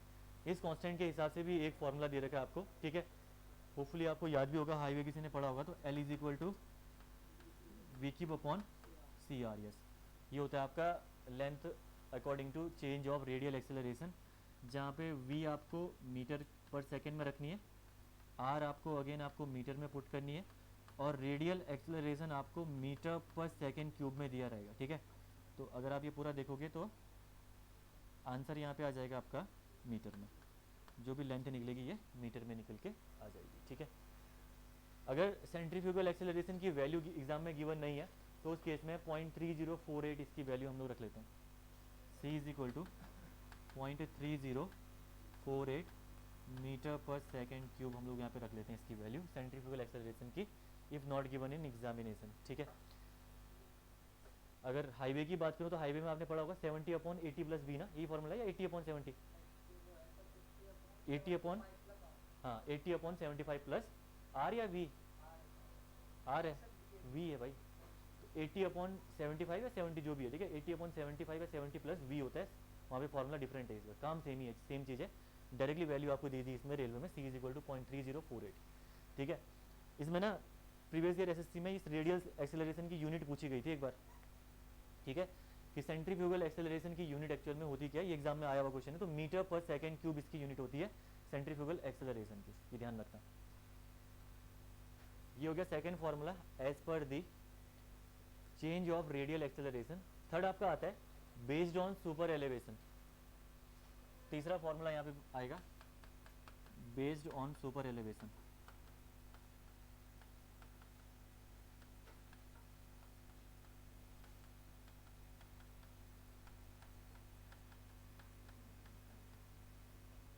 Based on super elevation, ठीक है, तो सुपर एलिवेशन के बेस पे देखें तो L is equal to 3.60 into actual cant, ये ध्यान रखना एक्चुअल कैंट है यहाँ पे EA, EA is the actual cant, ठीक है। एक तो होता है ED ना, ED क्या होता है, ये होता है एक्चुअल कैंट, और दूसरा ED होता है, ED होती है आपकी कैंट एफिशिएंसी, ठीक है। तो यहाँ पे मैंने वहाँ पे CD से रिवीजन कर रखा है ना, तो E सफिक्स D करूँगा तो वो भी आपकी कैंट एफिशिएंसी ही है।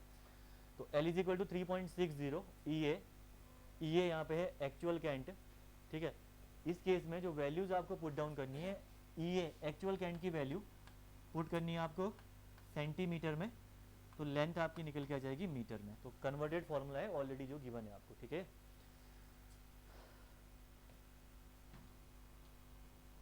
और एक्चुअल कैंट निकालना आपको पता ही है, एवरेज स्पीड के बेस पे जीवी average square upon 127 times of, इससे आप निकाल लोगे आसानी से। तो ये हो गया length is equal to 3.6 into actual cant आपका आ गया यहाँ पे सेंटीमीटर में, जो कि पुट करना है। तो तीन फॉर्मूले आपके बन गए यहाँ पे। पहला फॉर्मूला यहाँ पे आ गया रेलवे बोर्ड फॉर्मूला, जो कि L is equal to 4.4 under of R metre में, L मीटर में। सेकेंड आ गया as per the change of radial acceleration, L is equal to V cube upon CR, C यहाँ पे 3.3048 होता है मीटर पर सेकेंड क्यूब, बाकी यहाँ पे देख लो यूनिट्स मैंने राइट डाउन कर रखी है। और तीसरा यहाँ पे फॉर्मूला है based on super elevation, L is equal to 3.6 EA actual cant जहाँ पे EA की वैल्यू है, ठीक है। तीनों में से जो मैक्सिमम लेंथ निकल के आएगी that is the length of the transition curve, वही ट्रांजिशन कर्व की लेंथ होती है, ठीक है। कौन सा C R रेडियस है, C सेंट्रीफ्यूगल एक्सेलरेशन है, R रेडियस है यहाँ पे और C है सेंट्रीफ्यूगल एक्सेलरेशन, लिखा दो ऊपर रेडियल एक्सेलरेशन या सेंट्रीफ्यूगल एक्सेलरेशन, ये लिखा है ना, हाँ रेडियल एक्सेलरेशन या सेंट्रीफ्यूगल एक्सेलरेशन आप बोल सकते हो उसको। कांस्टेंट है बेसिकली ये C यहाँ पे, जिसको हम लोग सेंट्रीफ्यूगल एक्सेलरेशन या रेडियल एक्सेलरेशन के नाम से जानते हैं, ठीक है।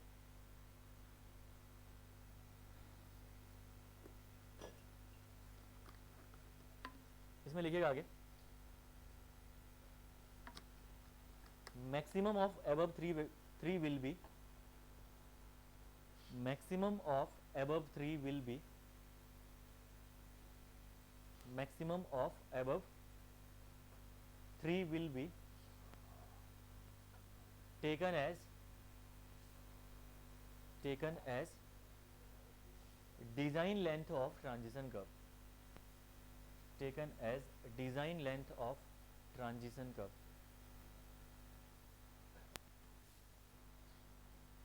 Design length of transition curve, ठीक है। तो ये हो गया हमारा ट्रांजिशन कर्व की डिजाइनिंग यहाँ पे।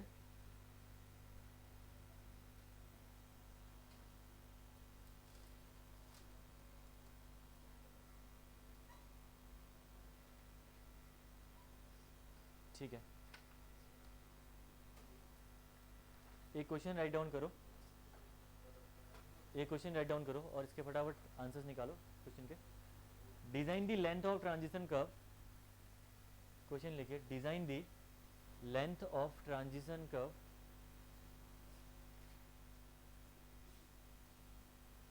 Of broad gauge track, BG track, design the length of transition curve of broad gauge track for 2-degree curve, for 2-degree curve having maximum speed or allowable speed, having maximum speed or allowable speed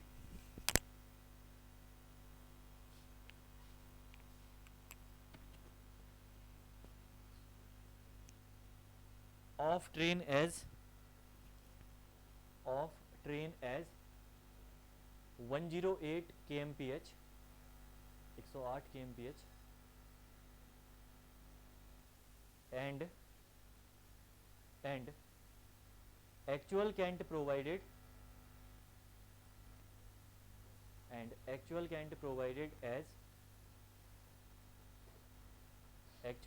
provided as 109 mm, हाँ 109 mm, 109 mm। चलिए length of transition curve design करके बताइए, फिर हम लोग analysis of cubic parabola पढ़ते हैं।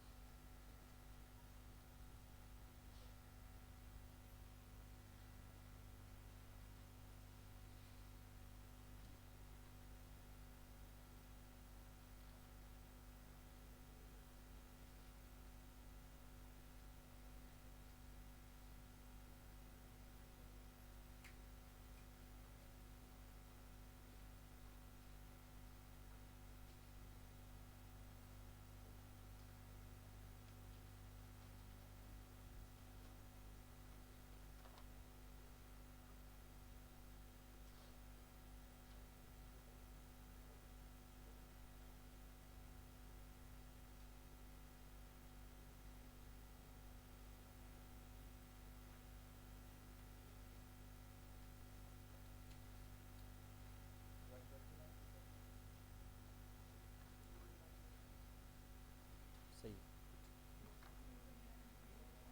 ठीक है, सही है आप लोग।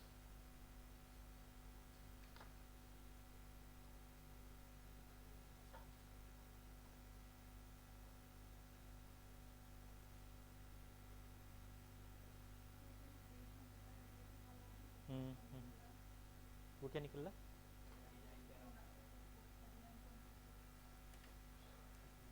हाँ L is equal to 39.24 metre में आया होगा ना। हाँ चलेगा इस केस में, कोई बात नहीं। एग्जाम में क्वेश्चन कैसे बन सकते हैं, देखो इसमें एग्जाम में क्वेश्चन ऐसे बोलेगा कि सुपर एलिवेशन फार्मूला के according length of transition curve calculate करो, तो उस केस में सिर्फ यही फार्मूला यूज करना पड़ेगा, 3.6 इंटू ई ए, ठीक है ना, ये ध्यान रखना। डेटा पूरा दे देगा तो क्वेश्चन अच्छे से पढ़ लेना। करेगा क्या, वो पूरा तीनों से डिजाइन तो नहीं करवाता एग्जाम में, या बोलेगा सेंट्रीफ्यूगल एक्सेलरेशन के बेस पे दीजिए, या बोलेगा रेलवे बोर्ड के अकॉर्डिंग फार्मूला की हेल्प से सुपर एलिवेशन निकालिए, ठीक है। ऑप्शन में ऑब्जेक्टिव में क्वेश्चन रेलवे में कैसे पूछे थे, तो उसने बोलता which of the following is the formula for calculating the length of transition curve as per the railway board, ये पूछ रखा था। तो 4.4 under root of R, 4 option दिए हुए थे, तो इस टाइप के क्वेश्चन बनते हैं इसमें से। टाइप के क्वेश्चन पूछने वाला तो आया ही नहीं, कहाँ गया? एक टाइप ऑफ क्वेश्चन पूछता है ना, वो आया ही नहीं आज, फिर कल कंफ्यूज होगा उसके बाद। और हाँ कंटिन्यूटी होनी चाहिए क्लास में ना, कंटिन्यूटी तो डेली रखा करो क्लास में, सही है, कंटिन्यूटी रहेगी तो सीखोगे भी चीज़ें। वो एक दिन आता है दूसरे दिन फिर वो खुद ही घूमे रहता है अपनी चीज़ों में फिर। चलिए हो गया, करवा देते हैं इसको। नहीं बना आपका, नहीं बना। L is equal to 4.4 R, formula तो आंसर ही तो रखना है इसमें, सभी का रख दो ना जितने भी हैं इसमें, क्या करना है इसमें, कुछ भी तो नहीं करना।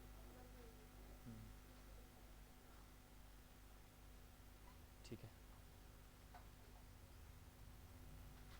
यहाँ पे जो सॉल्यूशन में गिवन है आपको, सॉल्यूशन में एक तो वी मैक्स गिवन है 108 kmph। सबसे ज़्यादा प्रॉब्लम लोगों को इसमें आ रही होगी, kmph को मीटर पर सेकंड में कन्वर्ट नहीं हो रहा होगा, है ना, पूरा भरोसा है जिनका नहीं बन रहा होगा ना, फॉर्मूले तो क्योंकि दिए हुए हैं, kmph को मीटर पर सेकंड में कन्वर्ट नहीं हो रहा होगा।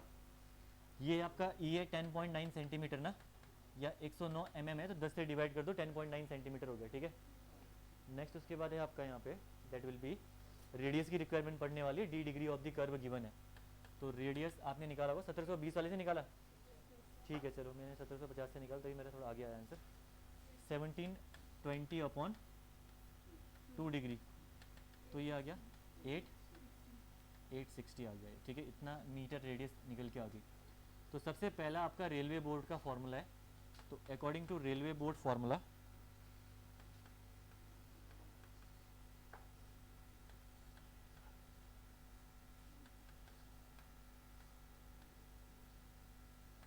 Four point four under root of R, that is the length of transition curve, तो 4.4 अंडर रूट ऑफ 860 कितना है, 129.03 मीटर आपका निकल के आ गया ये, ठीक है, रेलवे बोर्ड के फॉर्मूले से, ठीक है। नेक्स्ट उसके बाद है अगला, हाँ रेडियल एक्सेलरेशन के बेस पे, that is L is equal to सी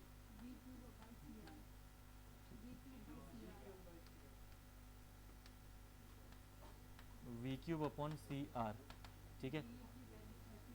हाँ तो 108 कर देता हूँ मैं इसको, ठीक है, क्यूब कर देता हूँ, यहीं पे कन्वर्ट कर देता हूँ, किलोमीटर को अगर मीटर में कन्वर्ट करोगे 1000 से मल्टीप्लाई कर दो, आर को सेकंड में करोगे 3600, हाँ 60 इंटू 60 का क्यूब करना पड़ेगा ना ये भी आपको, डिवाइडेड बाई सी कितना है 0.3048 वैल्यू नहीं गिवन होगी तो, और आर आपका 860 है, कितनी आई वैल्यू है, हाँ 103 मीटर, 103 मीटर आपकी ये वैल्यू आ रखी है सेकेंड फॉर्मूले से, ठीक है। थर्ड है यहाँ पे आपका लेंथ इज इक्वल टू 3.6 ई ए, तो 3.6 एक्चुअल कैंट यहाँ पे 10.9 का है, कितना है 39.24, तो length of transition curve is, length of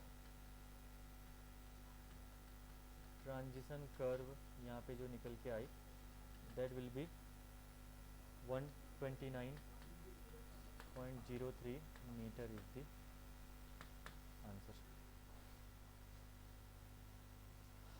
कर लीजिए।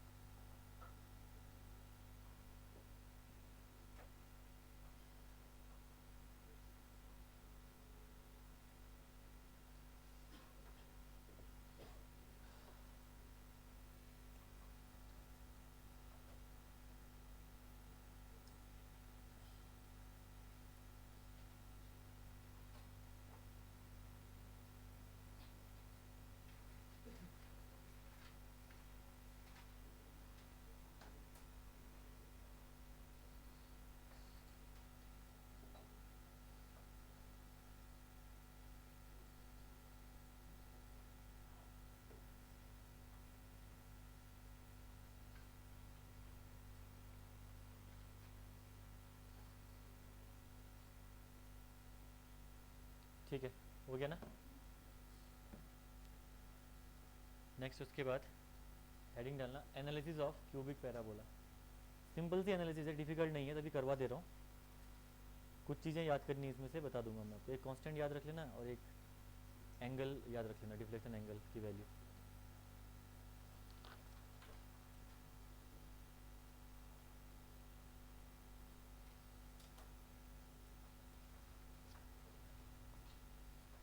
नेक्स्ट उसके बाद आपका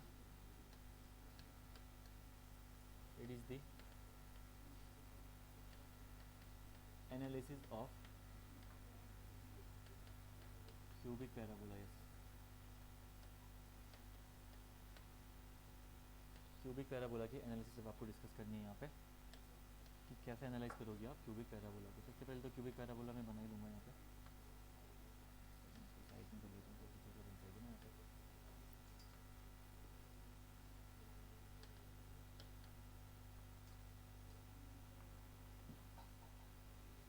ठीक है, ये क्यूबिक पैराबोला है। एक्स एक्सिस और वाई एक्सिस यहाँ पे गिवन है इसकी, ठीक है। वाई एंड एक्स से रिप्रेजेंट कर रहा हूँ मैं इसको, वाई एंड एक्स, ठीक है। इस केस में r इज इक्वल टू यहाँ पे हो जाएगी इन्फिनाइट, और यहाँ पे r is equal to r, ठीक है। ये दोनों चीज़ें आपको पता है, ठीक है। अगर मैं बात करूँ डिफ्लेक्शन इक्वेशन की, तो डिफ्लेक्शन इक्वेशन क्यूबिक पैराबोला के लिए general cubic equation for the parabola क्या होती है? General equation of cubic parabola, ठीक है। मैथमेटिक्स में पढ़ते हैं हम लोग इंटर में, ये parabola. General equation of cubic parabola होती है आपकी y is equal to A x cube plus B x square plus C X plus D. ये होती है आपकी general equation of cubic parabola, ठीक है। 10-11-12 में पढ़ते हैं इसके बारे में। ये इक्वेशन हमने देखी होगी, y is equal to A x cube plus B x square plus C x is equal to D. और सोम में अगर मैं बात करूं तो y इज इक्वल टू क्या होता है सोम में? सोम में अगर हम बात करें तो सोम में y इज इक्वल टू किसको रिप्रेजेंट करते हैं? नाम, स्लोप, डिफ्लेक्शन, लोडिंग इक्वेशन क्या होता है? डिफ्लेक्शन, ठीक है। अगर मैं बात करूं जनरल सोम की, तो सोम में अगर y निकाल रहे हो आप तो y मतलब होता है deflection. dy upon D x is equal to क्या होता है उस केस में? स्लोप, ठीक है। स्लोप होता है dy upon D x is equal to tan theta is equal to slope, ठीक है।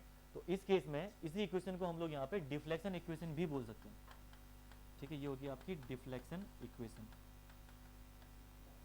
डिफ्लेक्शन इक्वेशन बेसिकली अगर मैं यहाँ पे आपको समझाऊं कि आप यहाँ पे कैलकुलेट क्या कर रहे हो, तो at a distance x, suppose करो ये ओरिजिन से x डिस्टेंस पे ये y, ठीक है। इस y की कितनी वैल्यू आपकी निकल के आएगी, ये y आप यहाँ पे कैलकुलेट करने वाले हो, ठीक है।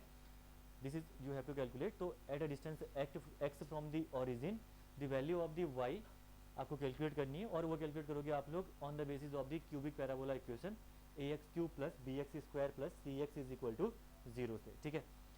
इसी क्यूबिक पैराबोला की इक्वेशन में अगर मैं बात करूं, एट ओरिजिन चेक करूं, तो at X is equal to 0, देखिए अगर मैं एक्स इज इक्वल टू 0 रखूं ओरिजिन में, देखना तो वाई इज इक्वल टू कितना है? 0 है। तो एक्स इज इक्वल टू 0 तो वाई इज इक्वल टू 0। तो इस केस में जो यहाँ पे आपका at X is equal to 0 देखोगे तो वाई इज इक्वल टू यहाँ पे आपका 0, यहाँ सही तो है, वाई इज इक्वल टू 0, तो वाई इज इक्वल टू 0 ना, रुको, वाई इज इक्वल टू 0, तो डी इज इक्वल टू यहाँ पे कितना हो जाएगा आपका? 0, ठीक है। तो ओरिजिन पे जब काम करोगे तो ओरिजिन में आपका x इज इक्वल टू 0 है उस केस में, तो y इज इक्वल टू भी 0 है, कोई हाइट नहीं है, तो y इज इक्वल टू 0 यानी y is equal to 0, x is equal to 0 रखोगे तो यहाँ पे आप d इज इक्वल टू कितना आ गया? 0। तो काम है इस क्यूबिक पैराबोला की जो मैंने यहाँ पे इक्वेशन राइट डाउन कर रखी है, इसके सारे कॉन्स्टेंट्स की वैल्यू को राइट डाउन करना, कितनी सारी वैल्यूज को निकालना बेसिकली, ठीक है। तो पहला कॉन्स्टेंट हमारा निकल गया, जिसमें हमारा निकल गया d इज इक्वल टू 0, मैंने यहाँ पे कैलकुलेट कर लिया, ठीक है। अब मैं क्या कर रहा हूँ, स्लोप इक्वेशन इसकी बना रहा हूँ। इसी की अगर मैं स्लोप इक्वेशन लिखूंगा, हाँ स्लोप इक्वेशन अगर मैं इसकी राइट डाउन करूँ, तो slope equation is equal to होता है आपका dy upon D X, dy upon D X. तो इसका डिफरेंशिएशन करोगे अगर आप लोग, तो x की पावर n का डिफरेंशिएशन क्या होता है? nx की पावर n माइनस 1 कर दीजिए यहाँ पे, तो ये जाएगा आपका 3ax स्क्वायर बाई 2, नहीं वो इंटीग्रेशन है, plus 2bx plus C plus 0 हो गया हो, ठीक है। ये इक्वेशन नंबर 1 थी, दिस इज इक्वेशन नंबर 2, ठीक है। तो इक्वेशन नंबर 2 में आपने देखा कि dy अपॉन dx आपने कैलकुलेट किया, ठीक है, x की power n is equal to n x की पावर n माइनस 1 करके डिफ्रेंशिएट आप ऐसे ही करते हो। तो यहाँ पे 3ax² 2bx प्लस सी, ये आपका आ गया इक्वेशन नंबर 2, ठीक है। अगेन मैं यहाँ पे ऑरिजिन पे चेक कर रहा हूँ कांस्टेंट निकालने के लिए, at x is equal to 0 dy upon dx कितना है यहाँ पे, अगेन 0 है। क्यों? क्योंकि यहाँ पे देखिए स्ट्रेट लाइन है, स्लोप 0 है, क्योंकि r इन्फिनाइट मतलब है कि इन स्ट्रेट से आपने स्टार्ट कर रखा है, और स्ट्रेट ट्रैक के लिए या स्ट्रेट लाइन के लिए कोई स्लोप थोड़ी ना होगा, ठीक है। तो at x is equal to 0 dy upon dx is equal to 0, that means कि c इज इक्वल टू यहाँ पे कितना आ गया अगेन 0। जब x इज इक्वल टू 0 आया, dy upon dx is equal to 0, तो slope c is also equal to the 0, यहाँ पे वैल्यू निकल के आ गई, ठीक है। नेक्स्ट उसके बाद अगली इक्वेशन में एक और राइट डाउन कर रहा हूँ, वो इक्वेशन होगी आपकी कर्वेचर इक्वेशन, ठीक है। थर्ड इक्वेशन बनेगी यहाँ पे आपकी कर्वेचर इक्वेशन, कर्वेचर इक्वेशन बनेगी यहाँ पे। तो कर्वेचर इक्वेशन का मतलब है कि स्लोप इक्वेशन को अगेन डिफरेंशिएट करोगे आप लोग, ठीक है। तो स्लोप इक्वेशन को अगर आप लोग एक बार और डिफरेंशिएट करोगे तो उस केस में कर्वेचर इक्वेशन यहाँ पे बन के आ जाएगी, ठीक है। तो ये जगह d2y upon dx² is equal to, इसको दोबारा करो, कितना हो गया 6a प्लस 2b, ये आ गया आपका कर्वेचर इक्वेशन, ठीक है, third. Next again at origin हम देखें, at x is equal to 0 देखें, तो कर्वेचर इज इक्वल टू कितना है आपका 1/r ना, तो curvature is equal to 1/r है, ठीक है। तो d2y अपॉन dx², ये curvature is equal to d2y upon dx² is equal to 1/r है, और r यहाँ पे कितना है, इन्फिनाइट है नहीं है ओरिजिन पे, और r अगर इन्फिनाइट आएगा तो ऑब्वियसली बात है कर्वेचर की वैल्यू यहाँ पे 0 हो गई, ठीक है। और एक बार कर्वेचर 0 हो गया तो x इज इक्वल टू 0, तो b is equal to again कितना आ गया यहाँ पे 0। तो कांस्टेंट आपने निकाल दिए, b c d तीनों की ही वैल्यू यहाँ पे आपकी 0 निकल के आ रही है, ठीक है। तो constant b, constant c, constant d, तीनों की वैल्यू यहाँ पे 0 निकल के आ रही है। अब बचा यहाँ पे एक कांस्टेंट जो कि आपका कांस्टेंट a, मैं इसी में क्या कर रहा हूँ, at x is equal to l check कर रहा हूँ, ठीक है। यहाँ पे देखिए एट इसी इक्वेशन पे at x is equal to l check कर रहा हूँ, तो यहाँ पे देखो इसमें at x is equal to l मतलब है कि ये वाली डिस्टेंस, यहाँ तक की डिस्टेंस, ठीक है। तो x is equal to l में जब चेक करूँगा यहाँ पे, तो x इज इक्वल टू अगर मैं l चेक करूँगा तो उस केस में r is equal to r आपको रखना पड़ेगा, यहाँ पे रखना पड़ेगा r is equal to r, that means कि 1/r is equal to 1/r आपको पुट करना पड़ेगा इस केस में, ठीक है। तो यहाँ पे देखिए इस केस में d2y अपॉन dx², कर्वेचर यहाँ पे d2y upon dx² is equal to curvature 1/r, और r की जगह r ही पुट करना है, इज इक्वल टू यहाँ पे कितना हो जाएगा आपका, यहाँ पे 6ax प्लस 2b हो जाएगा ना, तो यहाँ पे हो जाएगा 6ax प्लस 2b, लेकिन b की वैल्यू तो 0 ऑलरेडी है, यहाँ पे b की वैल्यू ऑलरेडी 0 है। तो इस केस में देखोगे तो यहाँ पे आपका निकालना है a काम है आपका निकालना है यहाँ पे, तो 1/r इज इक्वल टू हो जाएगा आपका 6, मैंने कुछ यहाँ पे मिस्टेक कर दी क्या, 6al है यार, ठीक है। यहाँ पे x की जगह l करना पड़ेगा ना, x is equal to l कर दिया मैंने, तो ठीक है, नीचे कर दूंगा मैं इसको, ठीक है।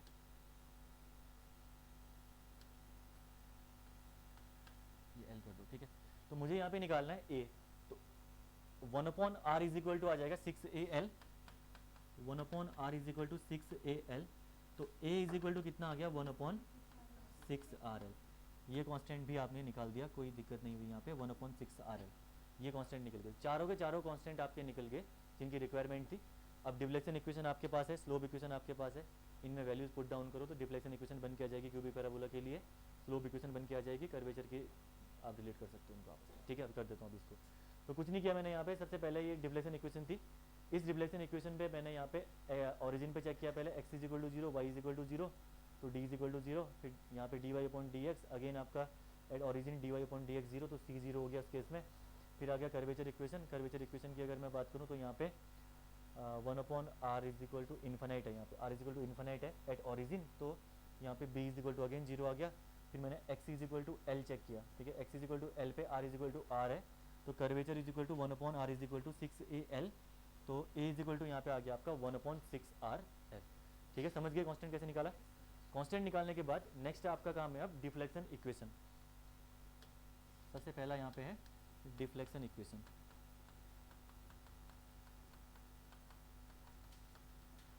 डिफ्लेक्शन इक्वेशन की अगर मैं बात करूँ तो डिफ्लेक्शन इक्वेशन यहाँ पे y इज इक्वल टू, देखिए हाँ y इज इक्वल टू यहाँ पे सिर्फ और सिर्फ आपका क्या होगा क्वेश्चन, ए एक्स क्यूब होगा यहाँ पे ओनली। क्यों? क्योंकि बी जीरो सी जीरो डी जीरो, ठीक है। तो डिफ्लेक्शन इक्वेशन यहाँ पे आ गया ए एक्स क्यूब आ गया। This is y is equal to a into x cube. A यहाँ पे कितना है 1/6 RL इंटू एक्स क्यूब। तो यहाँ पे डिफ्लेक्शन इक्वेशन बन के आ गई इसकी यहाँ पे एक्स क्यूब अपॉन 6RL। ये आ गया x cube upon 6RL, that is the value of the deflection equation in case of the cubic parabola. y is equal to, ठीक है। तो y इज इक्वल टू आ गया एक्स क्यूब अपॉन 6RL। ये है आपकी deflection equation for the cubic parabola. समझ गए ना कैसे निकाला। नेक्स्ट उसके बाद है स्लोप इक्वेशन निकालो। स्लोप इक्वेशन सेकेंड है slope equation.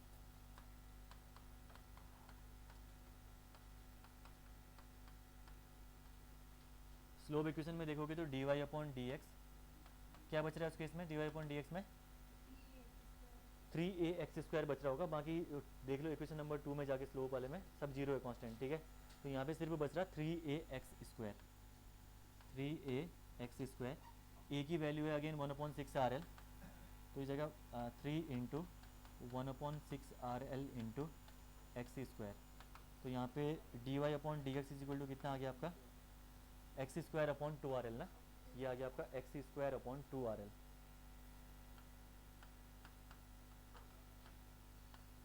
x² upon 2RL।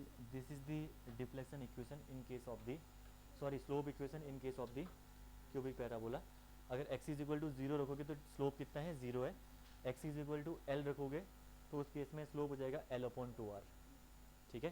तो यहाँ पे राइट डाउन भी कर दो at x is equal to l dy upon D x is equal to l upon 2r। तो एग्जाम में थोड़ा ऑप्शन वो फ्रेम करते टाइम पे कुछ भी दे सकता है, आपको ध्यान रखना। dy upon D x is equal to l upon 2r आपका निकल के आ गया at x is equal to l।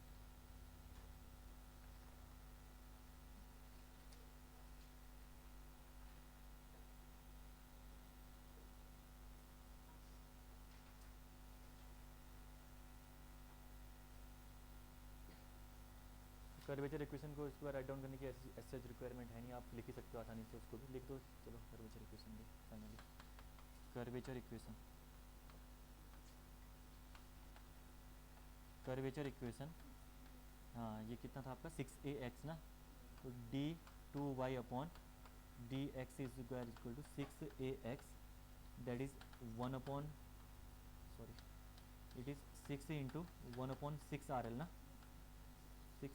6RL था x था l ही है ना, ठीक है 1/6RL इंटू एक्स।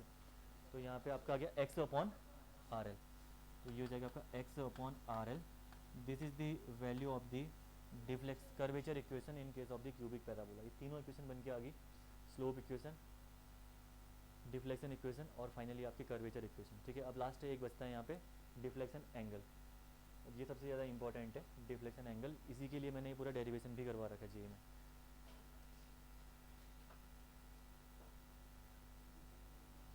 एक सेकेंड आप कर लो, चलो फिर लास्ट में लिखवा देता हूँ। कहाँ तक, टॉप से करूँ? टॉप में सबने लिख लिया क्या? कोई है जिसका टॉप छूटा हुआ है? कहाँ तक बता देना आप लोग, ठीक है जी, जो भी ऊपर होगा, ठीक है लिखो।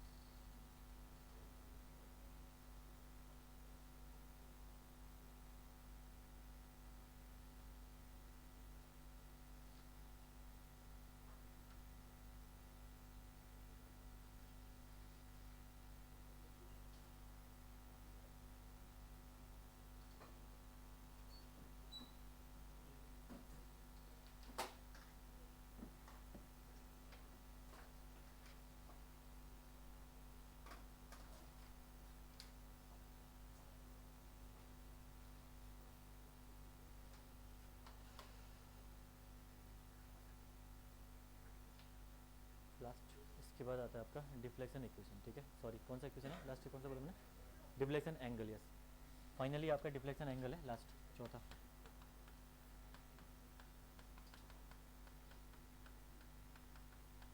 डिफ्लेक्शन एंगल पहली बात तो हमेशा ध्यान रखना कि ओरिजिन से कैलकुलेट होता है, और स्टार मार्क कर रहा हूँ, प्रीवियस ईयर में पूछा गया क्वेश्चन है, ठीक है। डिफ्लेक्शन एंगल की अगर मैं बात करूँ तो क्यूबिक पैराबोला ये था, this is the cubic parabola, इस क्यूबिक पैराबोला को आपने बना दिया, ये क्यूबिक पैराबोला है, ठीक है। तो ध्यान रखना डिफ्लेक्शन एंगल हमेशा हम लोग कैलकुलेट करते हैं फ्रॉम दी ओरिजिन, ठीक है। ओरिजिन से डिफ्लेक्शन एंगल कैलकुलेट करते हैं, तो हम लोग करते क्या है, एक टेंजेंट ड्रॉ कर लेते हैं ओरिजिन से, ठीक है। सपोज करो ये टेंजेंट आपने ओरिजिन से ड्रॉ कर दिया, सपोज करो ये टेंजेंट आपने ओरिजिन से ड्रॉ कर दिया, ठीक है। तो टेंजेंट थोड़ा सा डिस्टेंस तक हम लोग आगे तक यहाँ पे टेंजेंट ड्रॉ कर देते हैं ओरिजिन से, ठीक है। मेरा यहाँ पे थोड़ा सा अलग बन गया, एक सेकंड ना, और गड़बड़ बन गया ना, तो टेंजेंट मेरा फिर कहाँ तक जाना है पता नहीं चलेगा।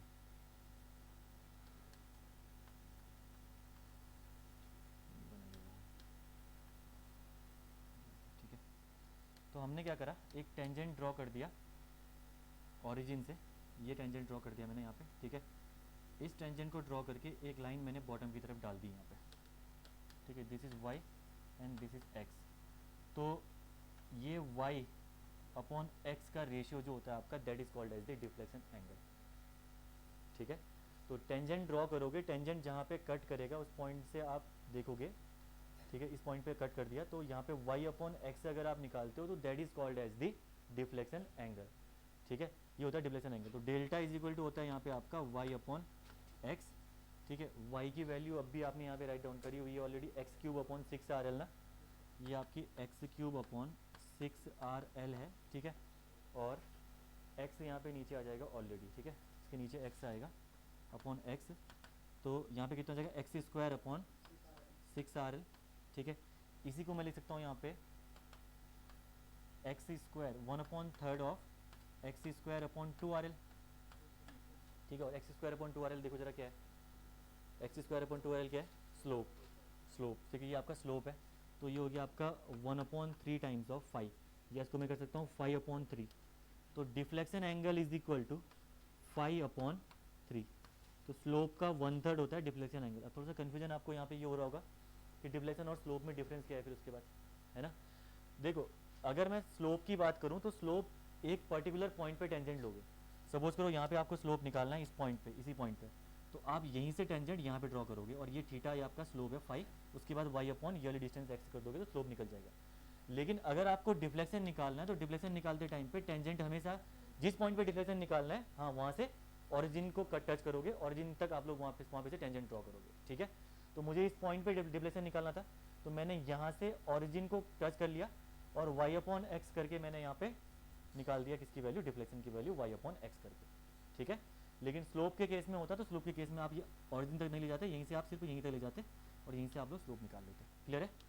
तो ये होता है डिफ्लेक्शन एंड स्लोप के बीच में डिफरेंस, और deflection is equal to y upon x आ गया, y की value x cube upon 6RL, 1/3 common ले लिया, x square upon 2RL, x square upon 2RL आपका 5 होता है, तो डेल्टा इज इक्वल टू 5/3। तो deflection angle is equal to slope upon 3 होता है आपका क्यूबिक पैराबोला के केस में, क्लियर कर लो उसको, सिंपल है, बस ये हो गया हमारा एनालिसिस ऑफ क्यूबिक पैराबोला। अब कल थोड़ा सा बचा हुआ है, मैक्सिमम स्पीड अलाउबल इन ट्रांजिशन कर्व है, फिर एक्स्ट्रा वाइडनिंग है, देन यूनिट कंप्लीट है ये भी उसके बाद, तो 15-20 मिनट आधे घंटे का, फिर traction and tractive effort. Highway तो नहीं पता यार, सोम सर आज जब आएंगे तभी से कर पाएंगे, अब वो पता नहीं कब आते हैं। RCC 2 से करेंगे, RCC, हाँ 1 घंटे का ब्रेक तो चाहिए ना, 2 से आप लोग OCA वालों को तो नहीं होगा आज कुछ, हाँ तो ठीक है, हाईवे हम लोग इस पर करेंगे। OCA पे मैसेज देख लो, आया तो नहीं कि GAT की क्लास तो अनाउंस हो गई है, नहीं आ रहा आप लोगों का, नहीं होगा आज से। मैंने कल वन वे स्लैब की आप लोगों को भेज दिया, देख लिया वो आपने, होपफुली किसी को प्रॉब्लम होगी तो पूछना क्लास में आज के उनके किसी स्टेप पर। चलिए किसी को कोई डाउट है तो पूछ सकते हो, बाकी तो इतना ही आज।